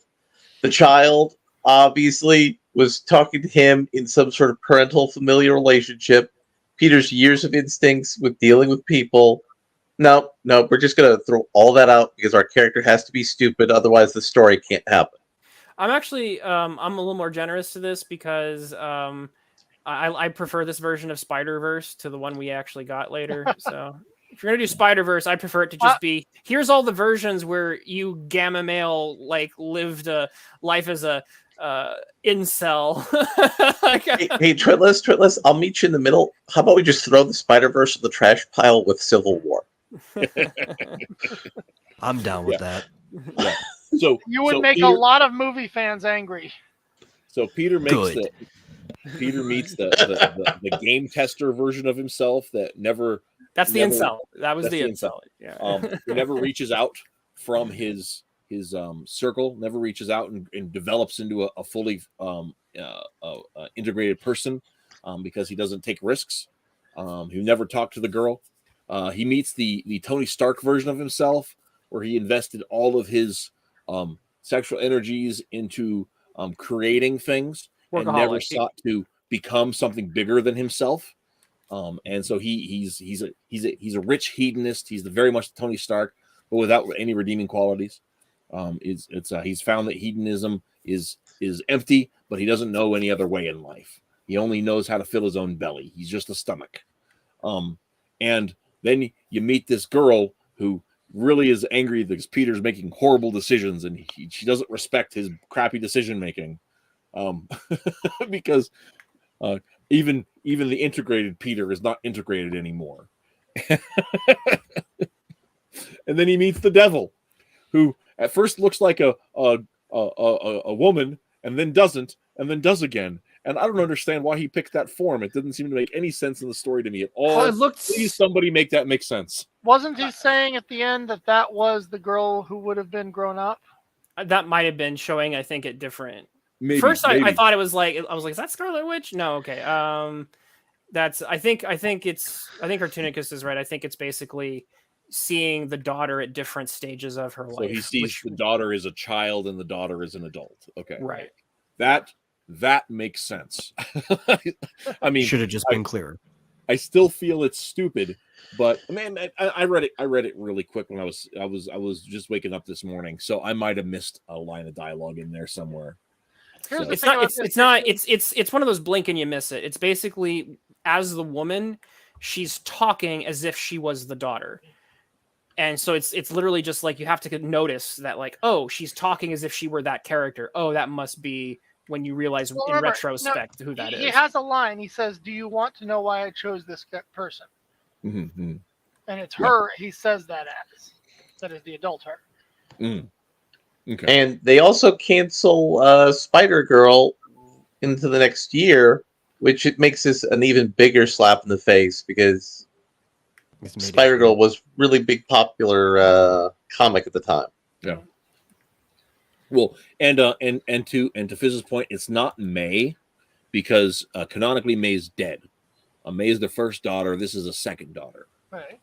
So, who never existed and was therefore not named. So, so that's it. So Goblin, Norman killed May off panel. Here's what really annoyed me about this issue, because the one thing good thing I can say about the entire thing, I actually really appreciated reading each of the alternate characters. The dialogue I thought was very well written, and we were actually seeing something interesting coming out. Yeah, that's Straczynski. He's got some talent there. Yeah. I'm getting attached to these characters, and it was so obvious. Like you said, it was obvious. We could tell what was going on. Okay, that's old Peter. That all this stuff was going alternate, different ways, right? And every single thing every one of them says is pointing to the same idea, that without MJ, right, Peter's life would be infinitely worse off in a million possible different ways. And yet, you would think that this is leading to some kind of, Ebenezer Scrooge moment of like, here's your life. Maybe you need to count your blessings and play the hand you were dealt, right? And yet, after they toss all of that away, helped in the end to say, nope, we absolutely need to go this way. So I'm like, what was the point of all that? Well, I think I know what the point of it was, right? The point of it specifically is that Peter needs to know what he's losing, right? So it's there to drive it home to the reader that Peter understands what he's giving up, right? Because otherwise the trade doesn't have any weight to itself, because they're not going to lean back on they're not going to lean back on the idea that doing a deal with the devil is bad intrinsically. It's all about is it effective or not? Is the cost worth it? Not maybe you shouldn't do a deal with the devil. Jim the Tuner devil specifically says that he wants to feed off of this eternal sorrow because you have this pristine, beautiful, holy thing. And I want God to suffer by making you suffer. So I want to enjoy that. 9/11. 9/11, ladies and gentlemen. This is all 9/11 drama. That was seriously the worst line in the entire book. Yeah. It was bad, but it also was just like Jim Tuner says. It's a wonderful life story, only from the perspective of Uncle Billy. Yeah. Once again, Jim Tuner says the correct thing always.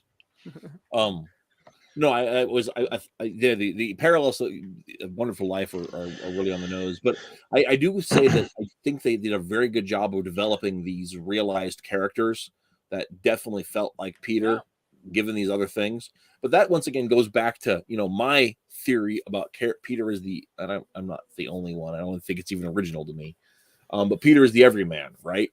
So what makes Peter is as opposed to some schmuck sitting on the couch, is that he embraced difficult challenges and rose to meet them, and that includes his marriage. Right, both he and MJ entered their relationship with baggage, and they both grew past that into something better than either of them individually. I think he's a type of everyman. I think there's too much extraordinary about him to be like a template everyman. Mm-hmm. I think there are elements where he's a type of everyman where you're the and this is very much into the superhero fantasy overall, but it's like, I'm the everyman who, if only things were just a little different, if I'd been bitten by that radioactive spider, I would be on top of the world. Right, but that's one of the things that in my framework and my concept, right, of that is that this type of extraordinary everyman is really what everyman could be in type, right? It's that not everybody gets to be Spider-Man and save lives of people, right? But we do impact people for the positive, and we do slay dragons. Those dragons are just credit card debt and and aching teeth in the middle of the night, and the baby's puking, and you got to go get go out in the storm and start the car and go get medicine from the store and all that kind of stuff. The and so only I think problem with that is that Peter would have been an MIT top grad if he wasn't bitten by the spider. That's true. Well, It's we true. saw one version of that. Yep. Very, very much so. And I mean, even after having bitten the spider, I mean, Peter is smart enough that I think he probably could have pulled it off anyway. But they don't really lean into that, and when they do, they never do it well. So, actually, I hate to say anything pros about Dan Slott, but Dan Slott's, like Peter Parker Industries was kind of cool because it was like actually going to make him finish his PhD, actually going to have him do smart things and be a businessman and not just be a schlub. If you're that smart, I think he's done some good Daredevil work too. I also have to agree with Twitless that Peter Parker Industries was an interesting idea that was executed in interesting ways a good portion of the time. Salado Octavius actually put in some degree of good work right in the comic, or whoever helped clean up his mess. He's got some capability. I don't like him as a person, but he can write stories. I think the concept of all of that is art really and good. artist. I think the concept of all of that is really good, but that doesn't change. I just think I just don't think it was implemented well. So, or in a way that makes a lot of sense. Peter came up with just one thing as opposed to trying to be the master of everything suddenly. And the fact that he inevitably tied back to the whole what was the period, the Dr. Octopus living in Spider-Man's body thing. Superior Spider-Man, thank you. Anyway, so let's leave that stuff a little bit to the behind and trudge forward. I thought that do we have to. We we must. That's the worst part. We're nearly through this this third issue, where the layout and Mephisto lays out the stakes, right? And he lays it out to both Mary Jane and to Peter and makes them choose, right? And here's the part that gets me. Like, Mary Jane doesn't want to lose Peter, but she's willing to lose Peter if Peter wants to lose her. And that's the thing that this is one of the most character assassinating moments. I can't even. This is absolute. I can't think of better words to say this, so forgive me for using things that are so trite, right? But this is absolute beta behavior on behalf of the cut those apron strings, man. You're gonna give up your duty to take care of your wife for the sake of taking care of your dead aunt, right? And again, Mephisto was completely unsubtle in his manipulative chicanery. So again, I submit to you that if he had said, "I can't go through this again, I'm not strong enough," I would have bought this much better. But because again, it would be the trauma speaking. It would be the trauma speaking, and I could accept that for a man who has lost not just one parental figure, but two to the exact same type of guilt-ridden violence. I could be like, I can't handle this one. But here's the situation with it that I have a problem with, though, right? Let me push back on that for 1 second, Twitless, because all the other parts of the issue, I may not agree with you, but I could say, okay, for the sake of argument, all the rest of that issue, sure. When Mephisto says, "I want to take away your marriage to spite God and hurt the world," I don't believe Peter would, in that situation, cause further hurt to everyone just to get his dead aunt back. It was more just he just wants to piss in God's face, and Peter in this version is not he's an atheist, and that is something that but he's a good person. He's a good person who likes to help people, who doesn't want to make other people suffer. He's not going to care about pissing in God's eye, and that's what this is framed as. It's framed as, I want to piss in God's face. That's literally what it's framed as. This is going to hurt God, and like I said, it's. You're saying that Peter does? No. That Peter's, but also God's a person Peter has literally met. He has literally met Well, the year prior to the comics. The fact that any Marvel character would be an atheist, including Tony Stark, when Asgard exists, is something that we're just gonna have to just ignore. Like when you can't meet Galactus and Eternity and be like, oh, I don't believe in God. Oh, that's for fuddy duddies. But again, God's an actual person, so that Peter is willing to spite some actual other person, give up on his marriage, just to bring Aunt May back. That sounds like something you'd feel more guilt over. Regardless of what this version of Peter actually thinks, by making it clear that that's how he intends to go about this, you are, for the audience, putting Peter in a position where he is going to straight out make a deal with the devil, knowing full well that that is exactly not what literally God himself would want. Peter has just become the villain of this story. No, that's too far. Right? That's too. Mary Jane was also the villain of this story because she enabled her husband's terrible decision that hurts himself. But the point is, they just spell it out for you. This decision will literally be on the side of evil. And Joe Quesada said that they decided on Mephisto. You guys are ignoring the lead up to this. Okay, you have to read those previous issues where Spider-Man, he brought out the black suit.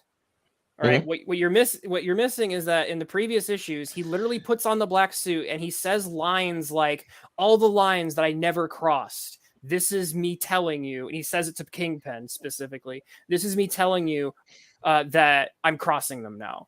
And the issue, I think it's like right before One More Day begins. Peter, he has Aunt May in the hospital, and the police show up because you can't. Just the way the law works, if you have someone who has a gunshot wound and you don't report it, that's a felony. Right. And so a police officer shows up to investigate the gunshot wound, and Peter is like not having it because this is going to like collapse his house of cards and lead to her dying.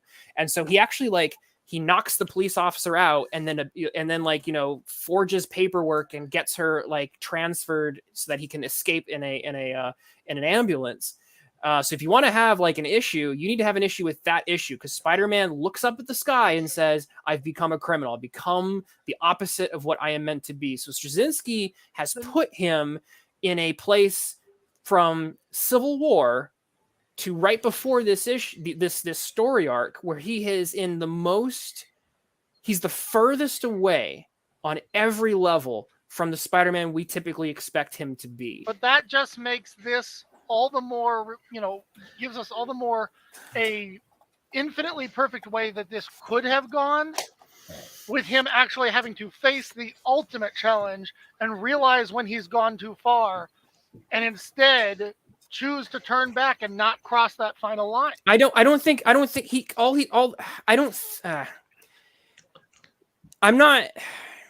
just it's character building 101 here. If a character is not grounded in rules of their character and rules of how the morality and ethos of their universe work, then nothing they do matters. And when you have a cartoonish setup that doesn't make any sense to sell a story, when nothing the character does matters, it's insulting and degrading to everybody involved. I don't think it doesn't make any sense. Again, I think y'all are being a little too harsh on that. I think that the execution is lacking. And I'm definitely with you on pointing out elements where it's lacking. But all of the smartest people in the world, all the gods in the world that Doctor Strange let him talk to said, bro, there's nothing we could do. Doctor Strange said, bro, there's nothing we could do. The literal devil was being totally manipulated, saying, hey, bro, I could totally help you, but you just have to give the middle finger to God. And also the person who is the most culpable for these actions, Tony Stark, he just gave him a stern beating, slightly less severe than the Kingpin. And he didn't kill the Kingpin. If Peter snapped the Kingpin's neck, you'd have a stronger argument here. Argument for what? I'm sorry. For your position. Yeah, for your position that this makes sense in his traumatic frame of mind. I still think it does. And it's one of those positions where, because Iron Man during Armor Wars goes through something similar, where it's like you take the hero and you make him make a morally questionable decision. Because I see this one as morally questionable, considering everything at play. He's not asked to murder someone, Peter, for me. If he'd been asked to like take a life, then I feel like we'd be in familiar territory, where the superhero is asked to, I'll give you this thing that you want if you kill a life. I mean, he did kill life, and don't get me started on that. I'm putting that. I'm ignoring that one hit me in the gut, and I'm just that is the most. I'm going to say this out there. That is the most legitimate case of a potential life ever, because that's especially considering he and MJ had already lost a child. Yeah, I know. That's unbelievable that would be. That's a rough one. I don't really have a defense for that. I'll be fair in that one, that they did not know. He doesn't reveal that until after they've made the deal. But anyway, still back to it was obvious. It was written obviously because none of those interactions were subtle. I don't think it was before they made the deal, because they make the deal actually in 4, and that's one of my other gripes about it. I want to get to in real quick. I don't want to interrupt too much. That's fine. And say we have to go there, but in 4 is one of the dumbest aspects in this story.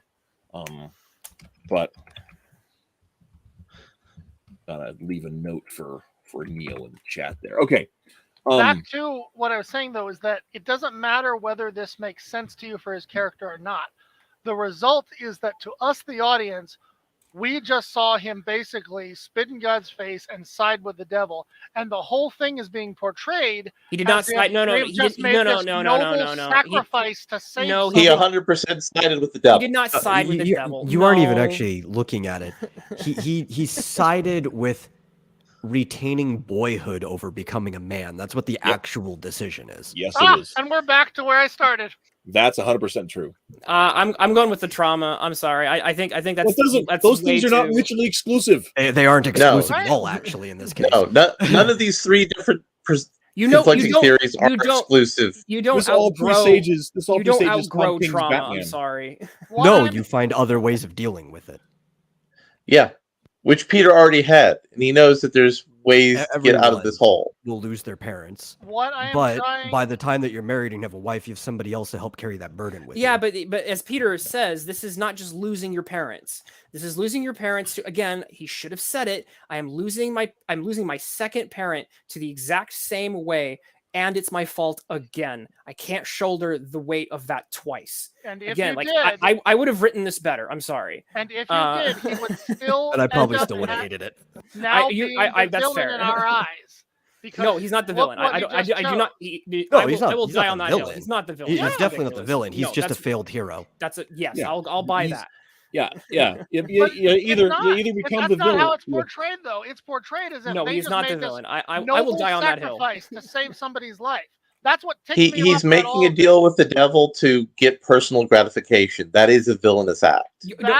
You're taking him as the literal devil because Mephisto is the literal devil in Marvel Comics. Because he serves that role. He's not like our ontological devil. You know what? Even if he was the literal devil, he's a plot device. I could take him making a deal with the devil in order to, in this twisted idea of, I'm going to do the right thing to save somebody's life and give up what is important to me in order to do it. But the moment Mephisto says, I want to do this in order to hurt God, you have just laid it out. This is literally on the side of Peter does not believe. Peter does not believe in God. You can't hold him to the. Yes, it does. Except he met God a year ago in continuity. That does not count. That does not. You also have to remove it. He doesn't necessarily have to believe that's God. Right. Yes, he's met so many alien creatures. And there's too many lines. There are too many.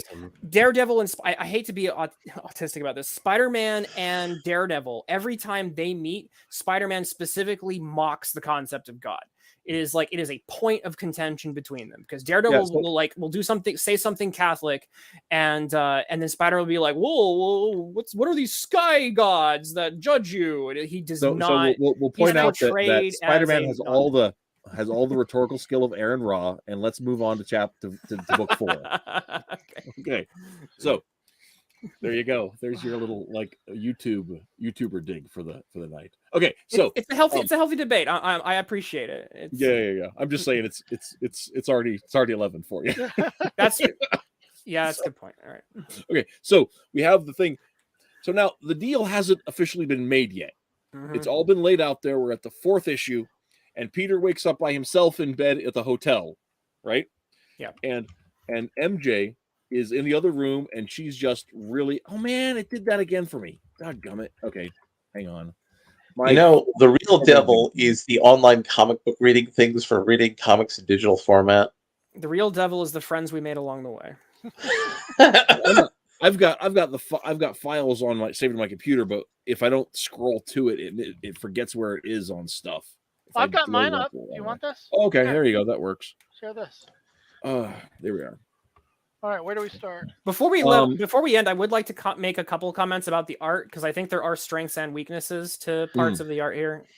Yeah, and I think these scenes are probably the best art in the book, in the miniseries. Part of it is in the first issue, there's some wonky art.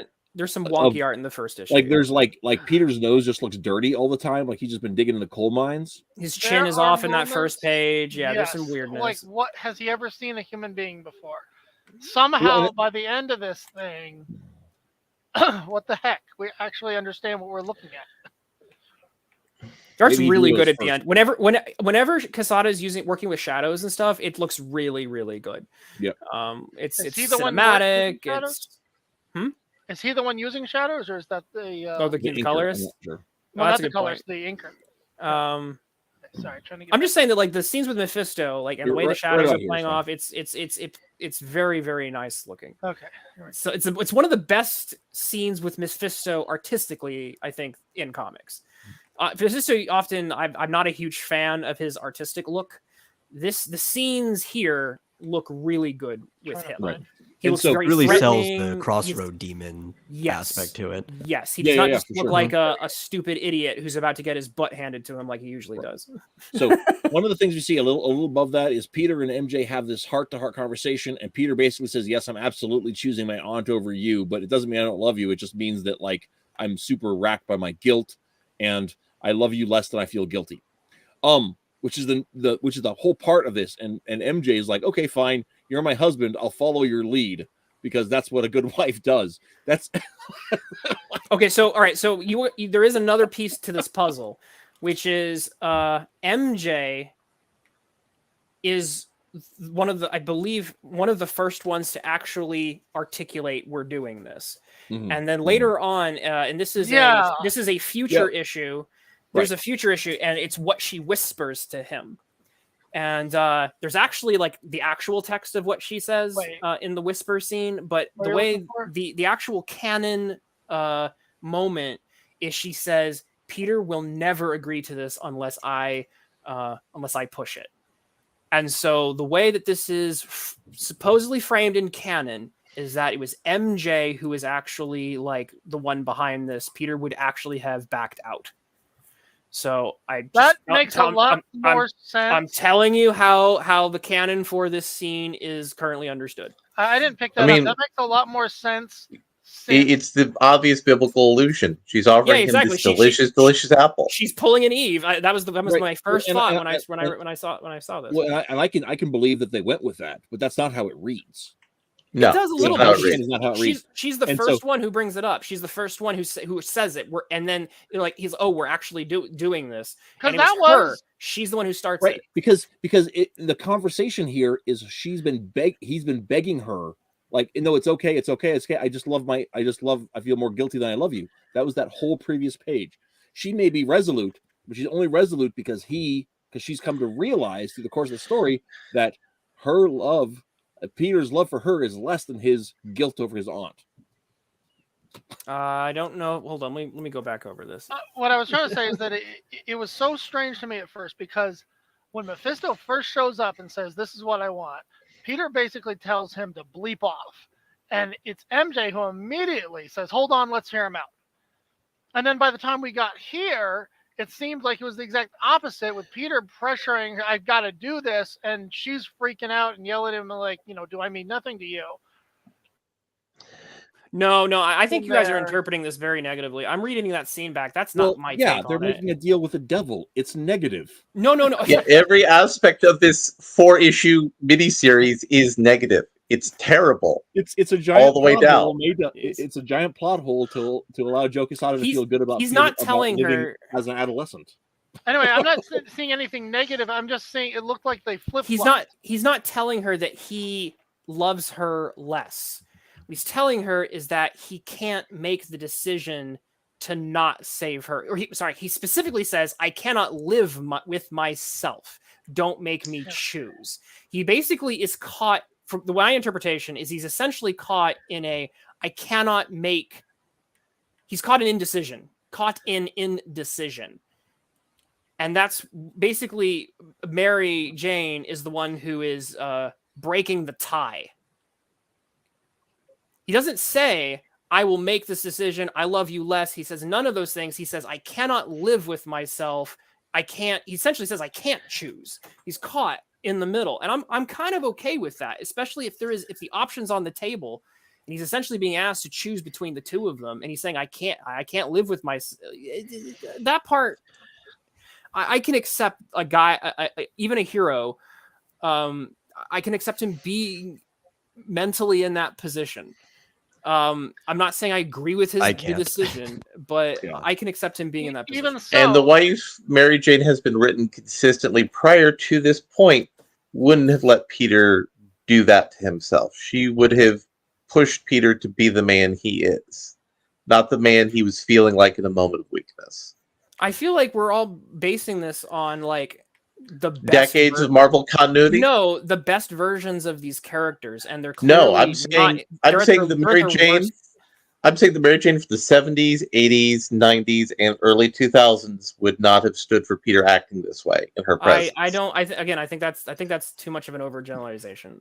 Well, hold on. Let's clarify one thing, and that is, Peter may or may not be at his wit's end here.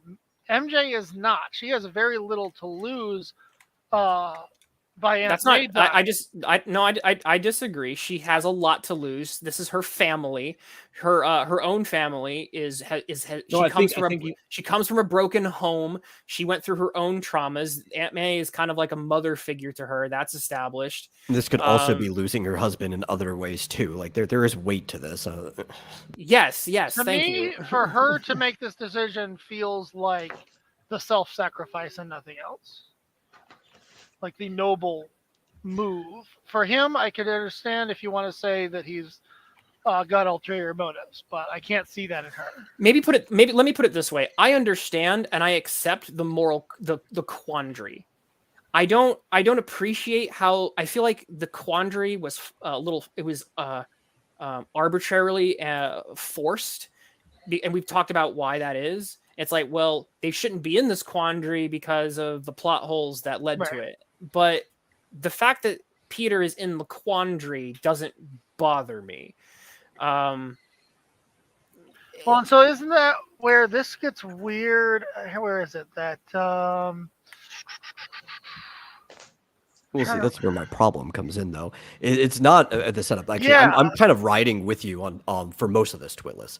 Sure. But my bigger problem actually comes to when he passes the decision on, right? And it's not even that it shouldn't have been an option or anything. It's not the heroic thing to do. So we're already taking him out. Like he's failed being a hero right that second when he passes the decision on to his wife. That's the issue. It's that they didn't write somebody who chose the heroic option. Well, it's that they write somebody who decided to not even be a hero. And this is a bridge burning moment. They want MJ to burn the bridge so that there's no coming back from this. Well, that's what makes this moment even weirder, though, because it's like they're talking about it, and then he actually starts having second thoughts, and at that point, she just turns and takes over the decision 100% and says, "Do it," and it's like out of his hands. I feel like whether or not it's a heroic failure, she is being heroic when she takes that on her shoulders. Well, that's what I'm saying. I just read. I kind of like being heroic by having Peter regress and become emotionally stunted.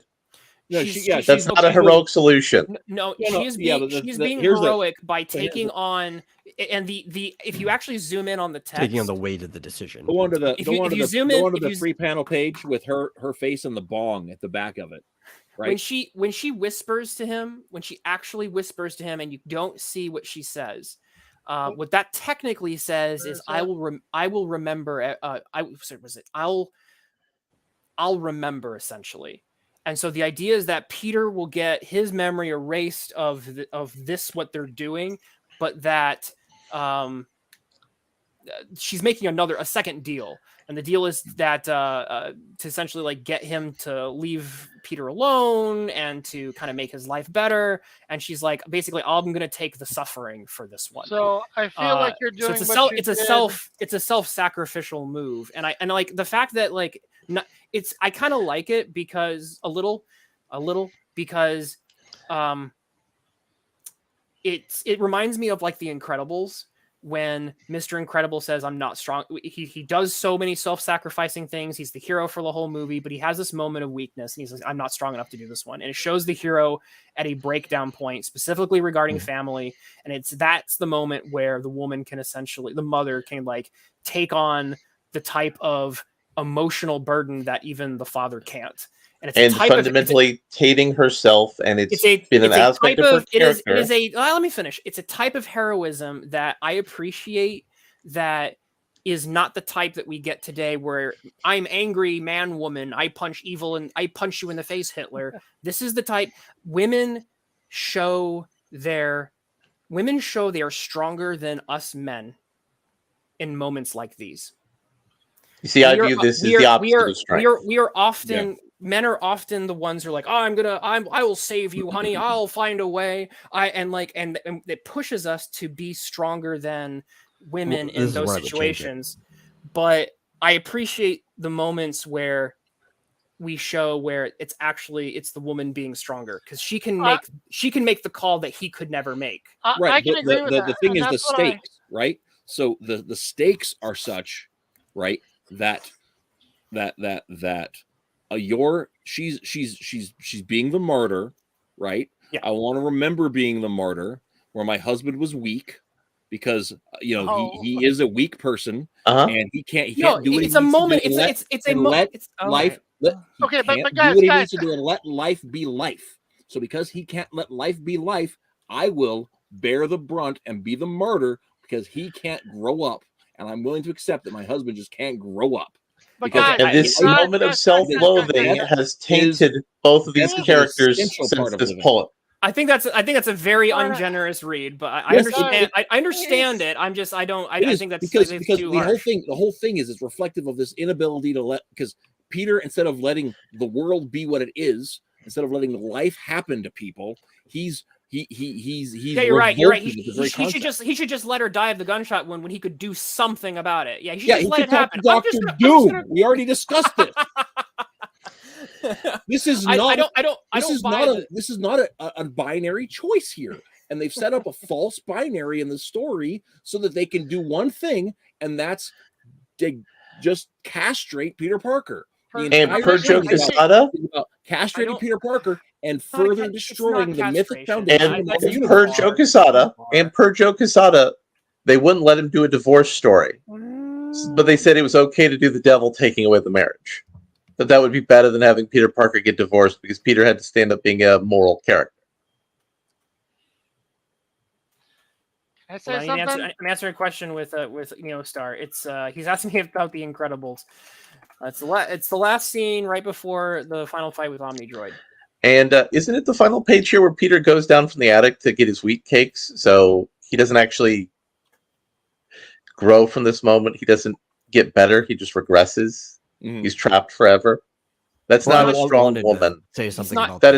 Incredible. He's not trapped forever. That's he is still trapped. Okay, I would buy your trapped forever. I would buy your points more if they weren't always so framed in such like extreme terms. Because this was an extreme artistic decision. It's been this art is extreme. It's been a lifetime. The people who were born this year this came out can legally work. They can pay taxes. They can sign up for the military at this point. They can drive cars. This has been a lifetime since this happened. Guys, you are basing all of this, all of you, on Twitless's assumption of something that has not actually been put in the comic. What are you talking about? That all of this, whether or not she is strong or weak, whether or not he has been castrated, has to do with the assumption that what she said was "I want to remember," and we do not know any of that. My point. First off, it has been established. Secondly, it has been. Secondly, it holds either way. It doesn't. My point's not negated, even if she said something different. And I went back because of her other lines. We were talking about it. I went back and reread this whole section again, and the idea about Mary Jane taking over the role of mover and shaker, and pushing that definitely is there. I don't think it changes the motivation that she did what had to be done because he didn't have the stones, which also emasculates him. And this takes the will they or won't they angle that they've been trying to do with Peter and Mary Jane ever since. Yeah, because there's no way she's ever able to get over the bridge of what she did right here. I hate you all for making me defend this story. I hate you for suggesting this. This has been a miserable experience. That's Cartoonicus. Yeah. Fine. You were all on board. That's true. You were. I would like to say I was against this from the beginning. Oh, you should have seen Reese just like tormenting himself, trying to come up with an excuse not to do it. Oh my god! But by the way, I want to share with it. I want to share with the chat my Twitter post after completing my homework for this episode. I saw that. Yeah. I don't agree, Jim, but based on I would almost be willing to follow you down that road after this. This is terrible. If I had to choose between not having that and having this, then maybe it would be. But yeah, and the other thing I want to get back on though, I actually skipped over the part of the thing is we've shown a lot of the pages on there. Like it's called One More Day. When they have this conversation with Mephisto the night before, and all of this stuff happens, you don't even see One More Day. One More Day. Yeah, I agree. One More Day story takes place over 2 days, and you don't even get to see their last day together. So did they fill that one in later? Because I do know Straczynski did. I think Straczynski did the other. And I believe in that story, it's like before Peter's gonna die to Morlun, and essentially it's like Peter Parker and Mary Jane's last day where they get to go like all over the universe, and I think Reed Richards sends them on an adventure. So like I think part of the problem is the fact that the One More Day idea, the actual One More Day, has already been used before. Because it was like a Morlun thing, and like Peter and Mary Jane get to go. Do they go to the negative zone? They do all these cool things. It's really fun, and it's right before Peter Parker is supposed to face like the last fight that will kill him.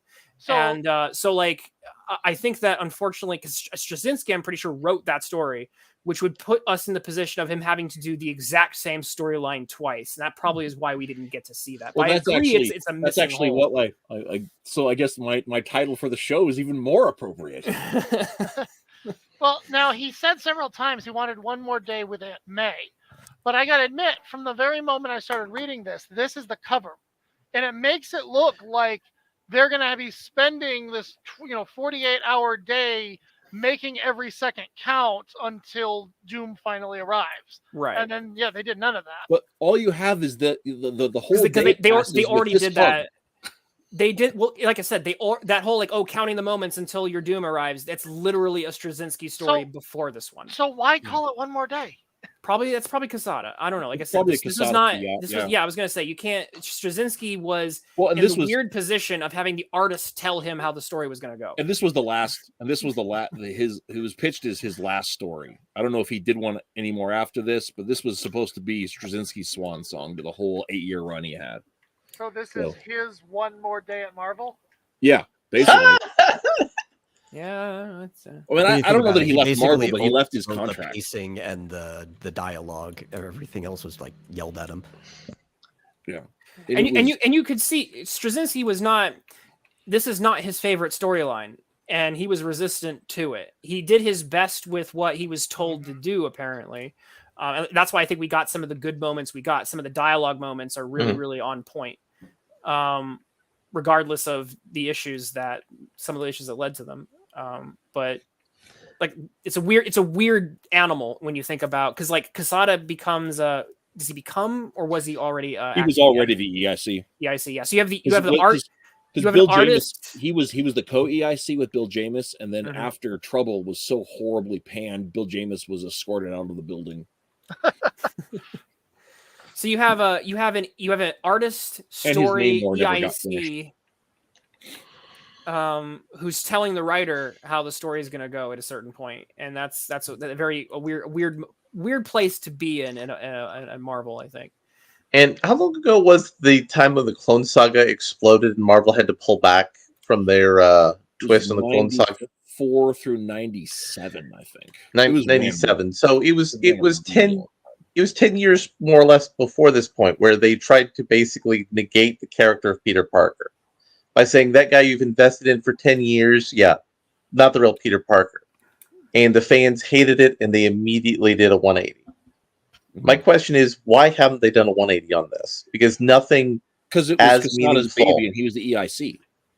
But Quesada's been kind of demoted by Feige, who's now his overboss. Yeah, at this point. But at this point, it's been 20 years on since this story. So, I mean, now you've got a different status quo in place. Gosh, it has been 20 years. But if you were to... Well, wait, if hold you on. were 22, well, it's been like, what? Hold on. 15. Actually, 15. Yeah, Okay, I was going to say, and a not... Yeah, it's not 20. Yeah. I'm easy with the decades. But yeah, it's been 15. But if you were to write a 6-issue story arc where Peter Parker goes into hell, punches Mephisto in the face, and gets his marriage back, that would be Wolverine. That would be very on like, brand for Wolverine. Yeah, that would be Quesada era Punisher back in the day. But still, if we do that story, that would sell. That would sell better than anything Spider-Man has sold for the last 10 years. So why hasn't Marvel done that? Because they're vested in their status quo. I mean, the idea of the eternal young Peter still matches where they want with their movies. So, right, but it's not selling. If it doesn't sell, why be invested in it? It's selling well enough that this is the problem with everything Marvel creates now. Yeah, Reese is right. If it's okay, A, it's selling well enough. B, Marvel Comics haven't been about sales since the MCU became firmly established, and it was just even an IP farm. Really, even before the MCU was firmly established, once Spider-Man was successful in the films, the idea of Marvel as an IP farm was what kept them above water. So, and that's what made them attractive to Disney. It wasn't the comics; it was the IP farming of it. Because this is like back in the days of the Sam Raimi films, isn't it? Yeah. Yeah. And that's when Sony was doing it, not Marvel. Well, and even Sony was still doing it. Sony is still doing it. That's right. Yeah, but it was before they added it into the MCU. Yeah. Gosh, that situation is so bizarre. Okay, this right here is got to be the most awful moment. Jim's dropping hot fire back in the chat. The Clone Saga. Clone Saga. Yeah. All right. Does anyone else think this is probably the worst moment in the entire comic? No, I actually. This moment was really cringy.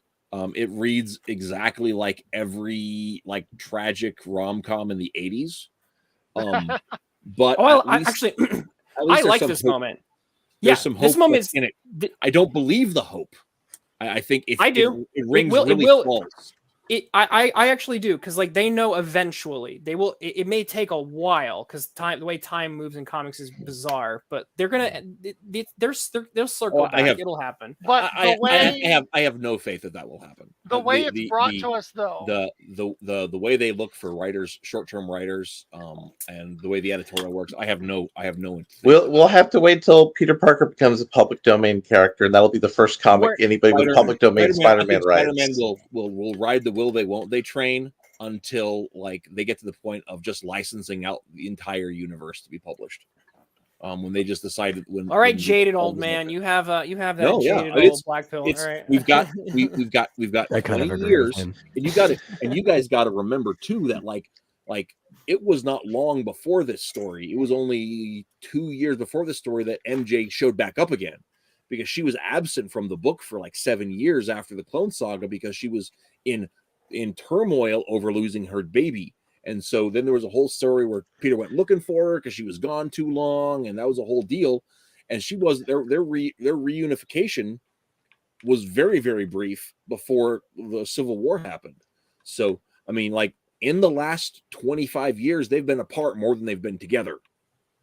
And their marriage lasted from what I say, it was like 84 or whatever to 2007, and that's just over 20 years. So we're riding up against the line where like they were apart more than they were together by a long march.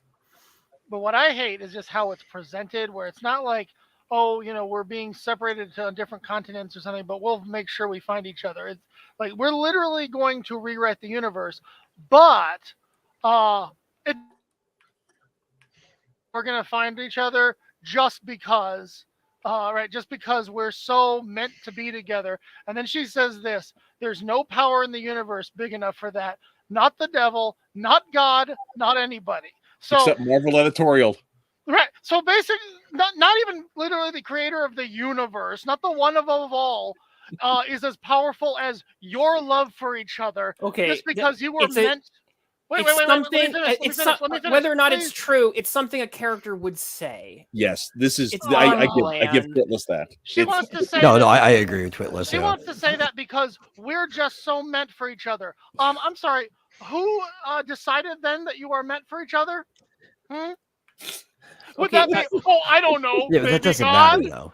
That honestly really doesn't matter in this sense. My problem is I checked out to Mary Jane the sequence prior where she basically commits the bridge burning moment, and this is her trying to make Peter feel, no, it's not bad. It's not bad, honest. Oh, I mean, sure, the bridge is on fire and cars are falling to their death below, but it's not bad. You guys this is fine. You guys need to stop making me defend this. Okay, so let's move on. You're actually going to start making me defend this, and I hate this story. Yeah, let's move on from this moment. The worst moment for me was the reveal of here's the daughter that will never be. That hit me in the gut, and I was just like, it felt like rubbing salt in a wound that was already going to be hard to swallow. So this is the type of story. I'll keep my thought short. Yeah. But this is the type of story. No matter how you spin it, this is going to be a hard sell. This is going to be a controversial one. The creators obviously knew it, and so part of me is like part of doing a hard to sell story with an institution like I described earlier. This is before, sorry. Because I said this marriage was an institution. This is I feel like if you're going to do this type of story, you need to understand that your fans are there's going to be fans who are going to be upset, longtime readers, and you need to give them, I don't know, maybe not like rub their face in the wound, not rub salt in it. And I'm like, I feel like this was the line for me. Maybe it's just a personal thing, but I was like, it was just like, this is already a hard story to process.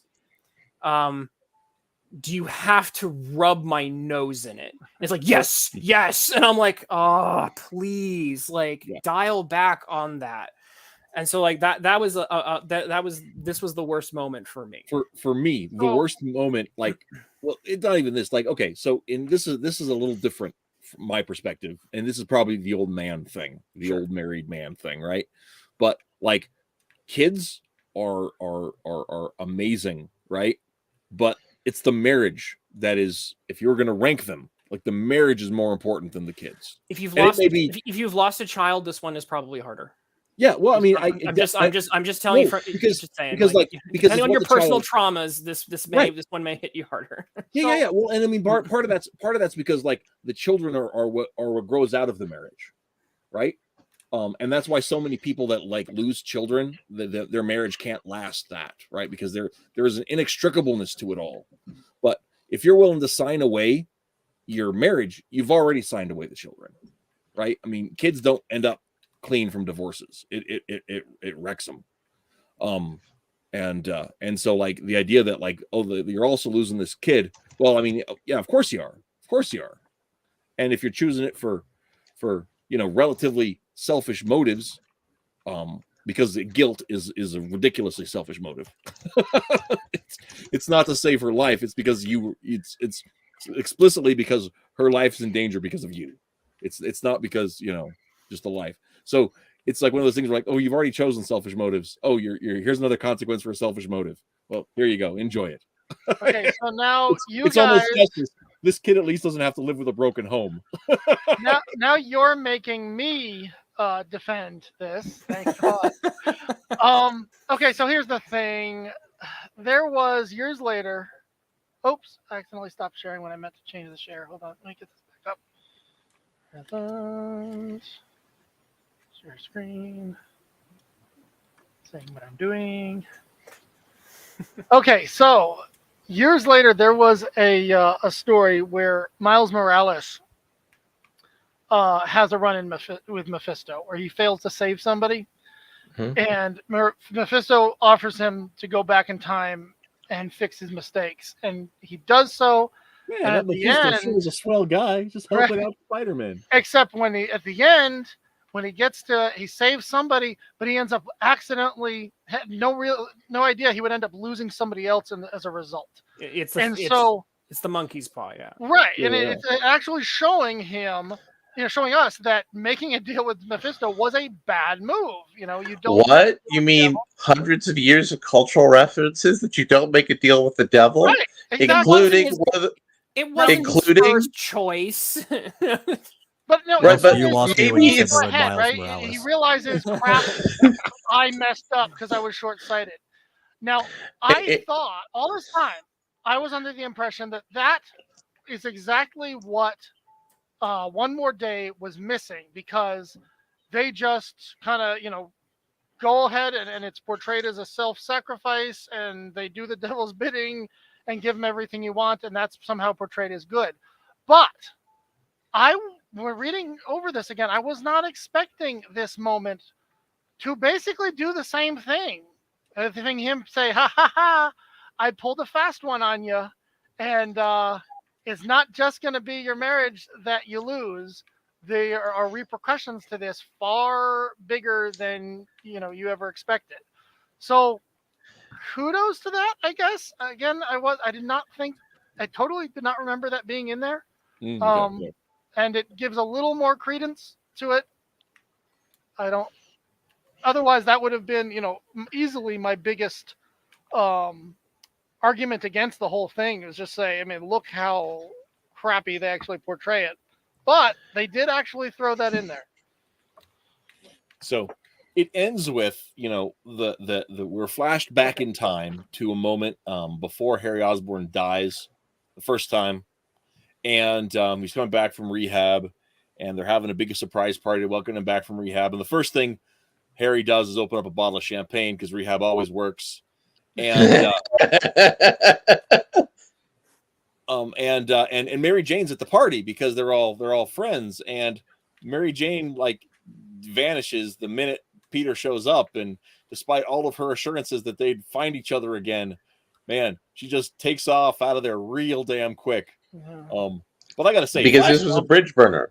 This was a bridge burner. Yeah. They want the audience to hate her. Yeah, that was the whole point of what they did.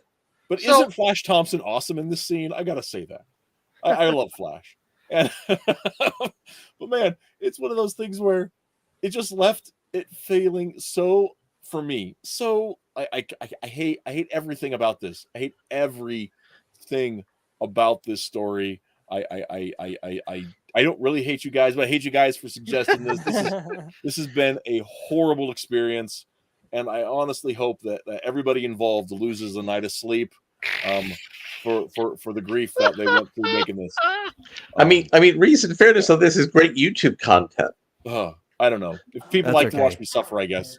Hey, I if you like to watch me suffer. only participated today. I But didn't the do worst- any homework out of protest. I'm running strictly on But- 15-year-old memories. But the worst part of all of this is this comic forced Twitless to defend it, and that is unforgivable.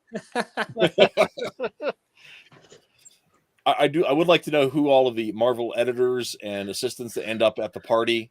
I don't know any of them by face, so I'm sure that it definitely seem to be there though. So, Can So that's- anyone tell if- me?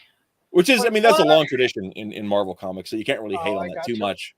But That makes sense. I definitely wonder who's who, and What- When Flash says this, things still frosty with MJ, I'm assuming that is referring to something that happened way back in another comic. Does anybody know what that is? I am not sure. No. It's one of those problems with these types of comics where everything relies on a million other stories going way, way back and different series having to connect into each other. But here's the thing: after reading this book, why should we care enough to do our homework to find out what this is in reference to? I still care. We were spit on by Joe Quesada. Why should we go back and look that I up? still care. Did you look up the? Did you care enough to figure out the reference? Well, oh, sorry, not that one yet. But like, I looked up a bunch of the other references. Like, I read a whole bunch of the issues before this one to let up into it. Yeah. Some of that was research for another thing. Actually, I was reading some stuff about Iron Man, so it was kind of interesting how it dovetailed. Because what's going on with Iron Man's story at the same time is kind of interesting, and the crap he's going through because he basically betrayed like everybody for Civil War. Yeah, for sure. So this is an In- interesting. But that's take. actually kind of on brand for Tony. Every so often, he kind of goes and betrays everybody. Like he kind of did the same thing in Armor Wars. I'll give you that.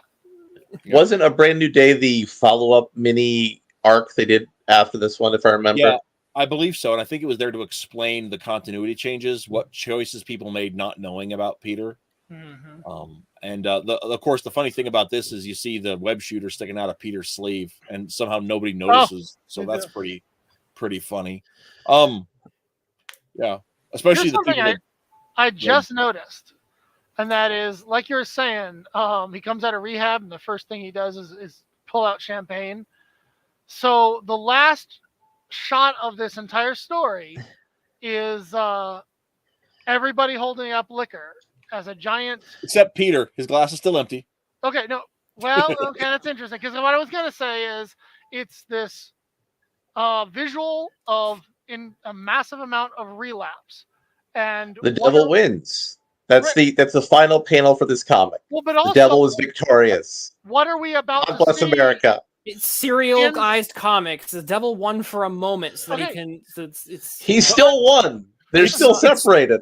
It's been 15 years of the devil winning.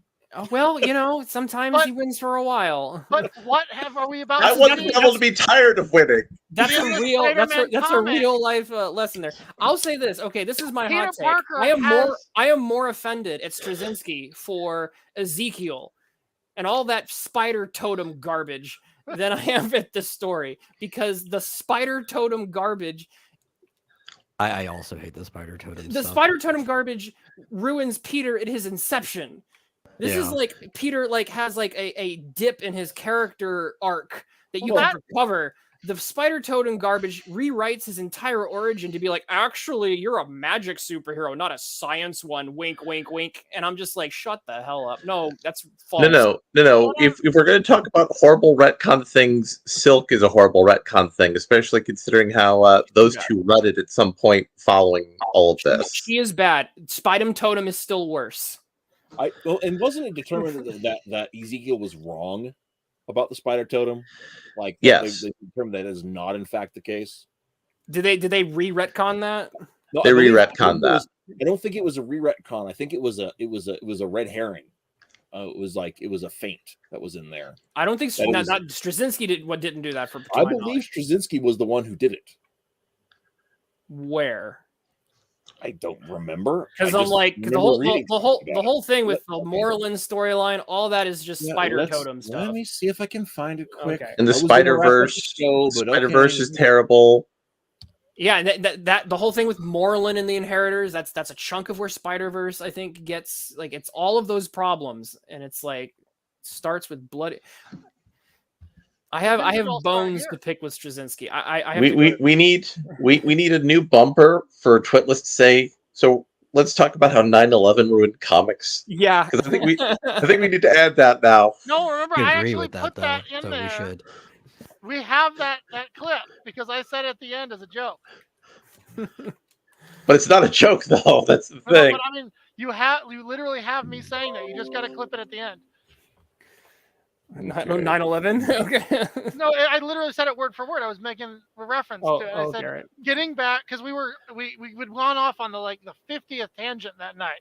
So finally I said, so getting back to how 9/11 ruined comics. And I said exactly the same way he says with Mouse. I really think there's a case to be made for it, and I think it's tragic. I think it was one of the casualties of the Twin Towers. Anyway, so what I was saying though is that is this perhaps a visual metaphor for the fact that Peter's character is about to go into a massive relapse for the next 30 years? Yeah. Oh, And do That's- you think they did that on purpose? Is that possible? All right, it's whatever the case is. It's getting late. I'm gonna have to It jump. is late. So, okay, guys. I just also realized we haven't figured out next week's show, so we'll come on and let people know about that. And until all this is over, guys, next time, keep reading comics. Hey, look, go find some better comics. In fact, you know what?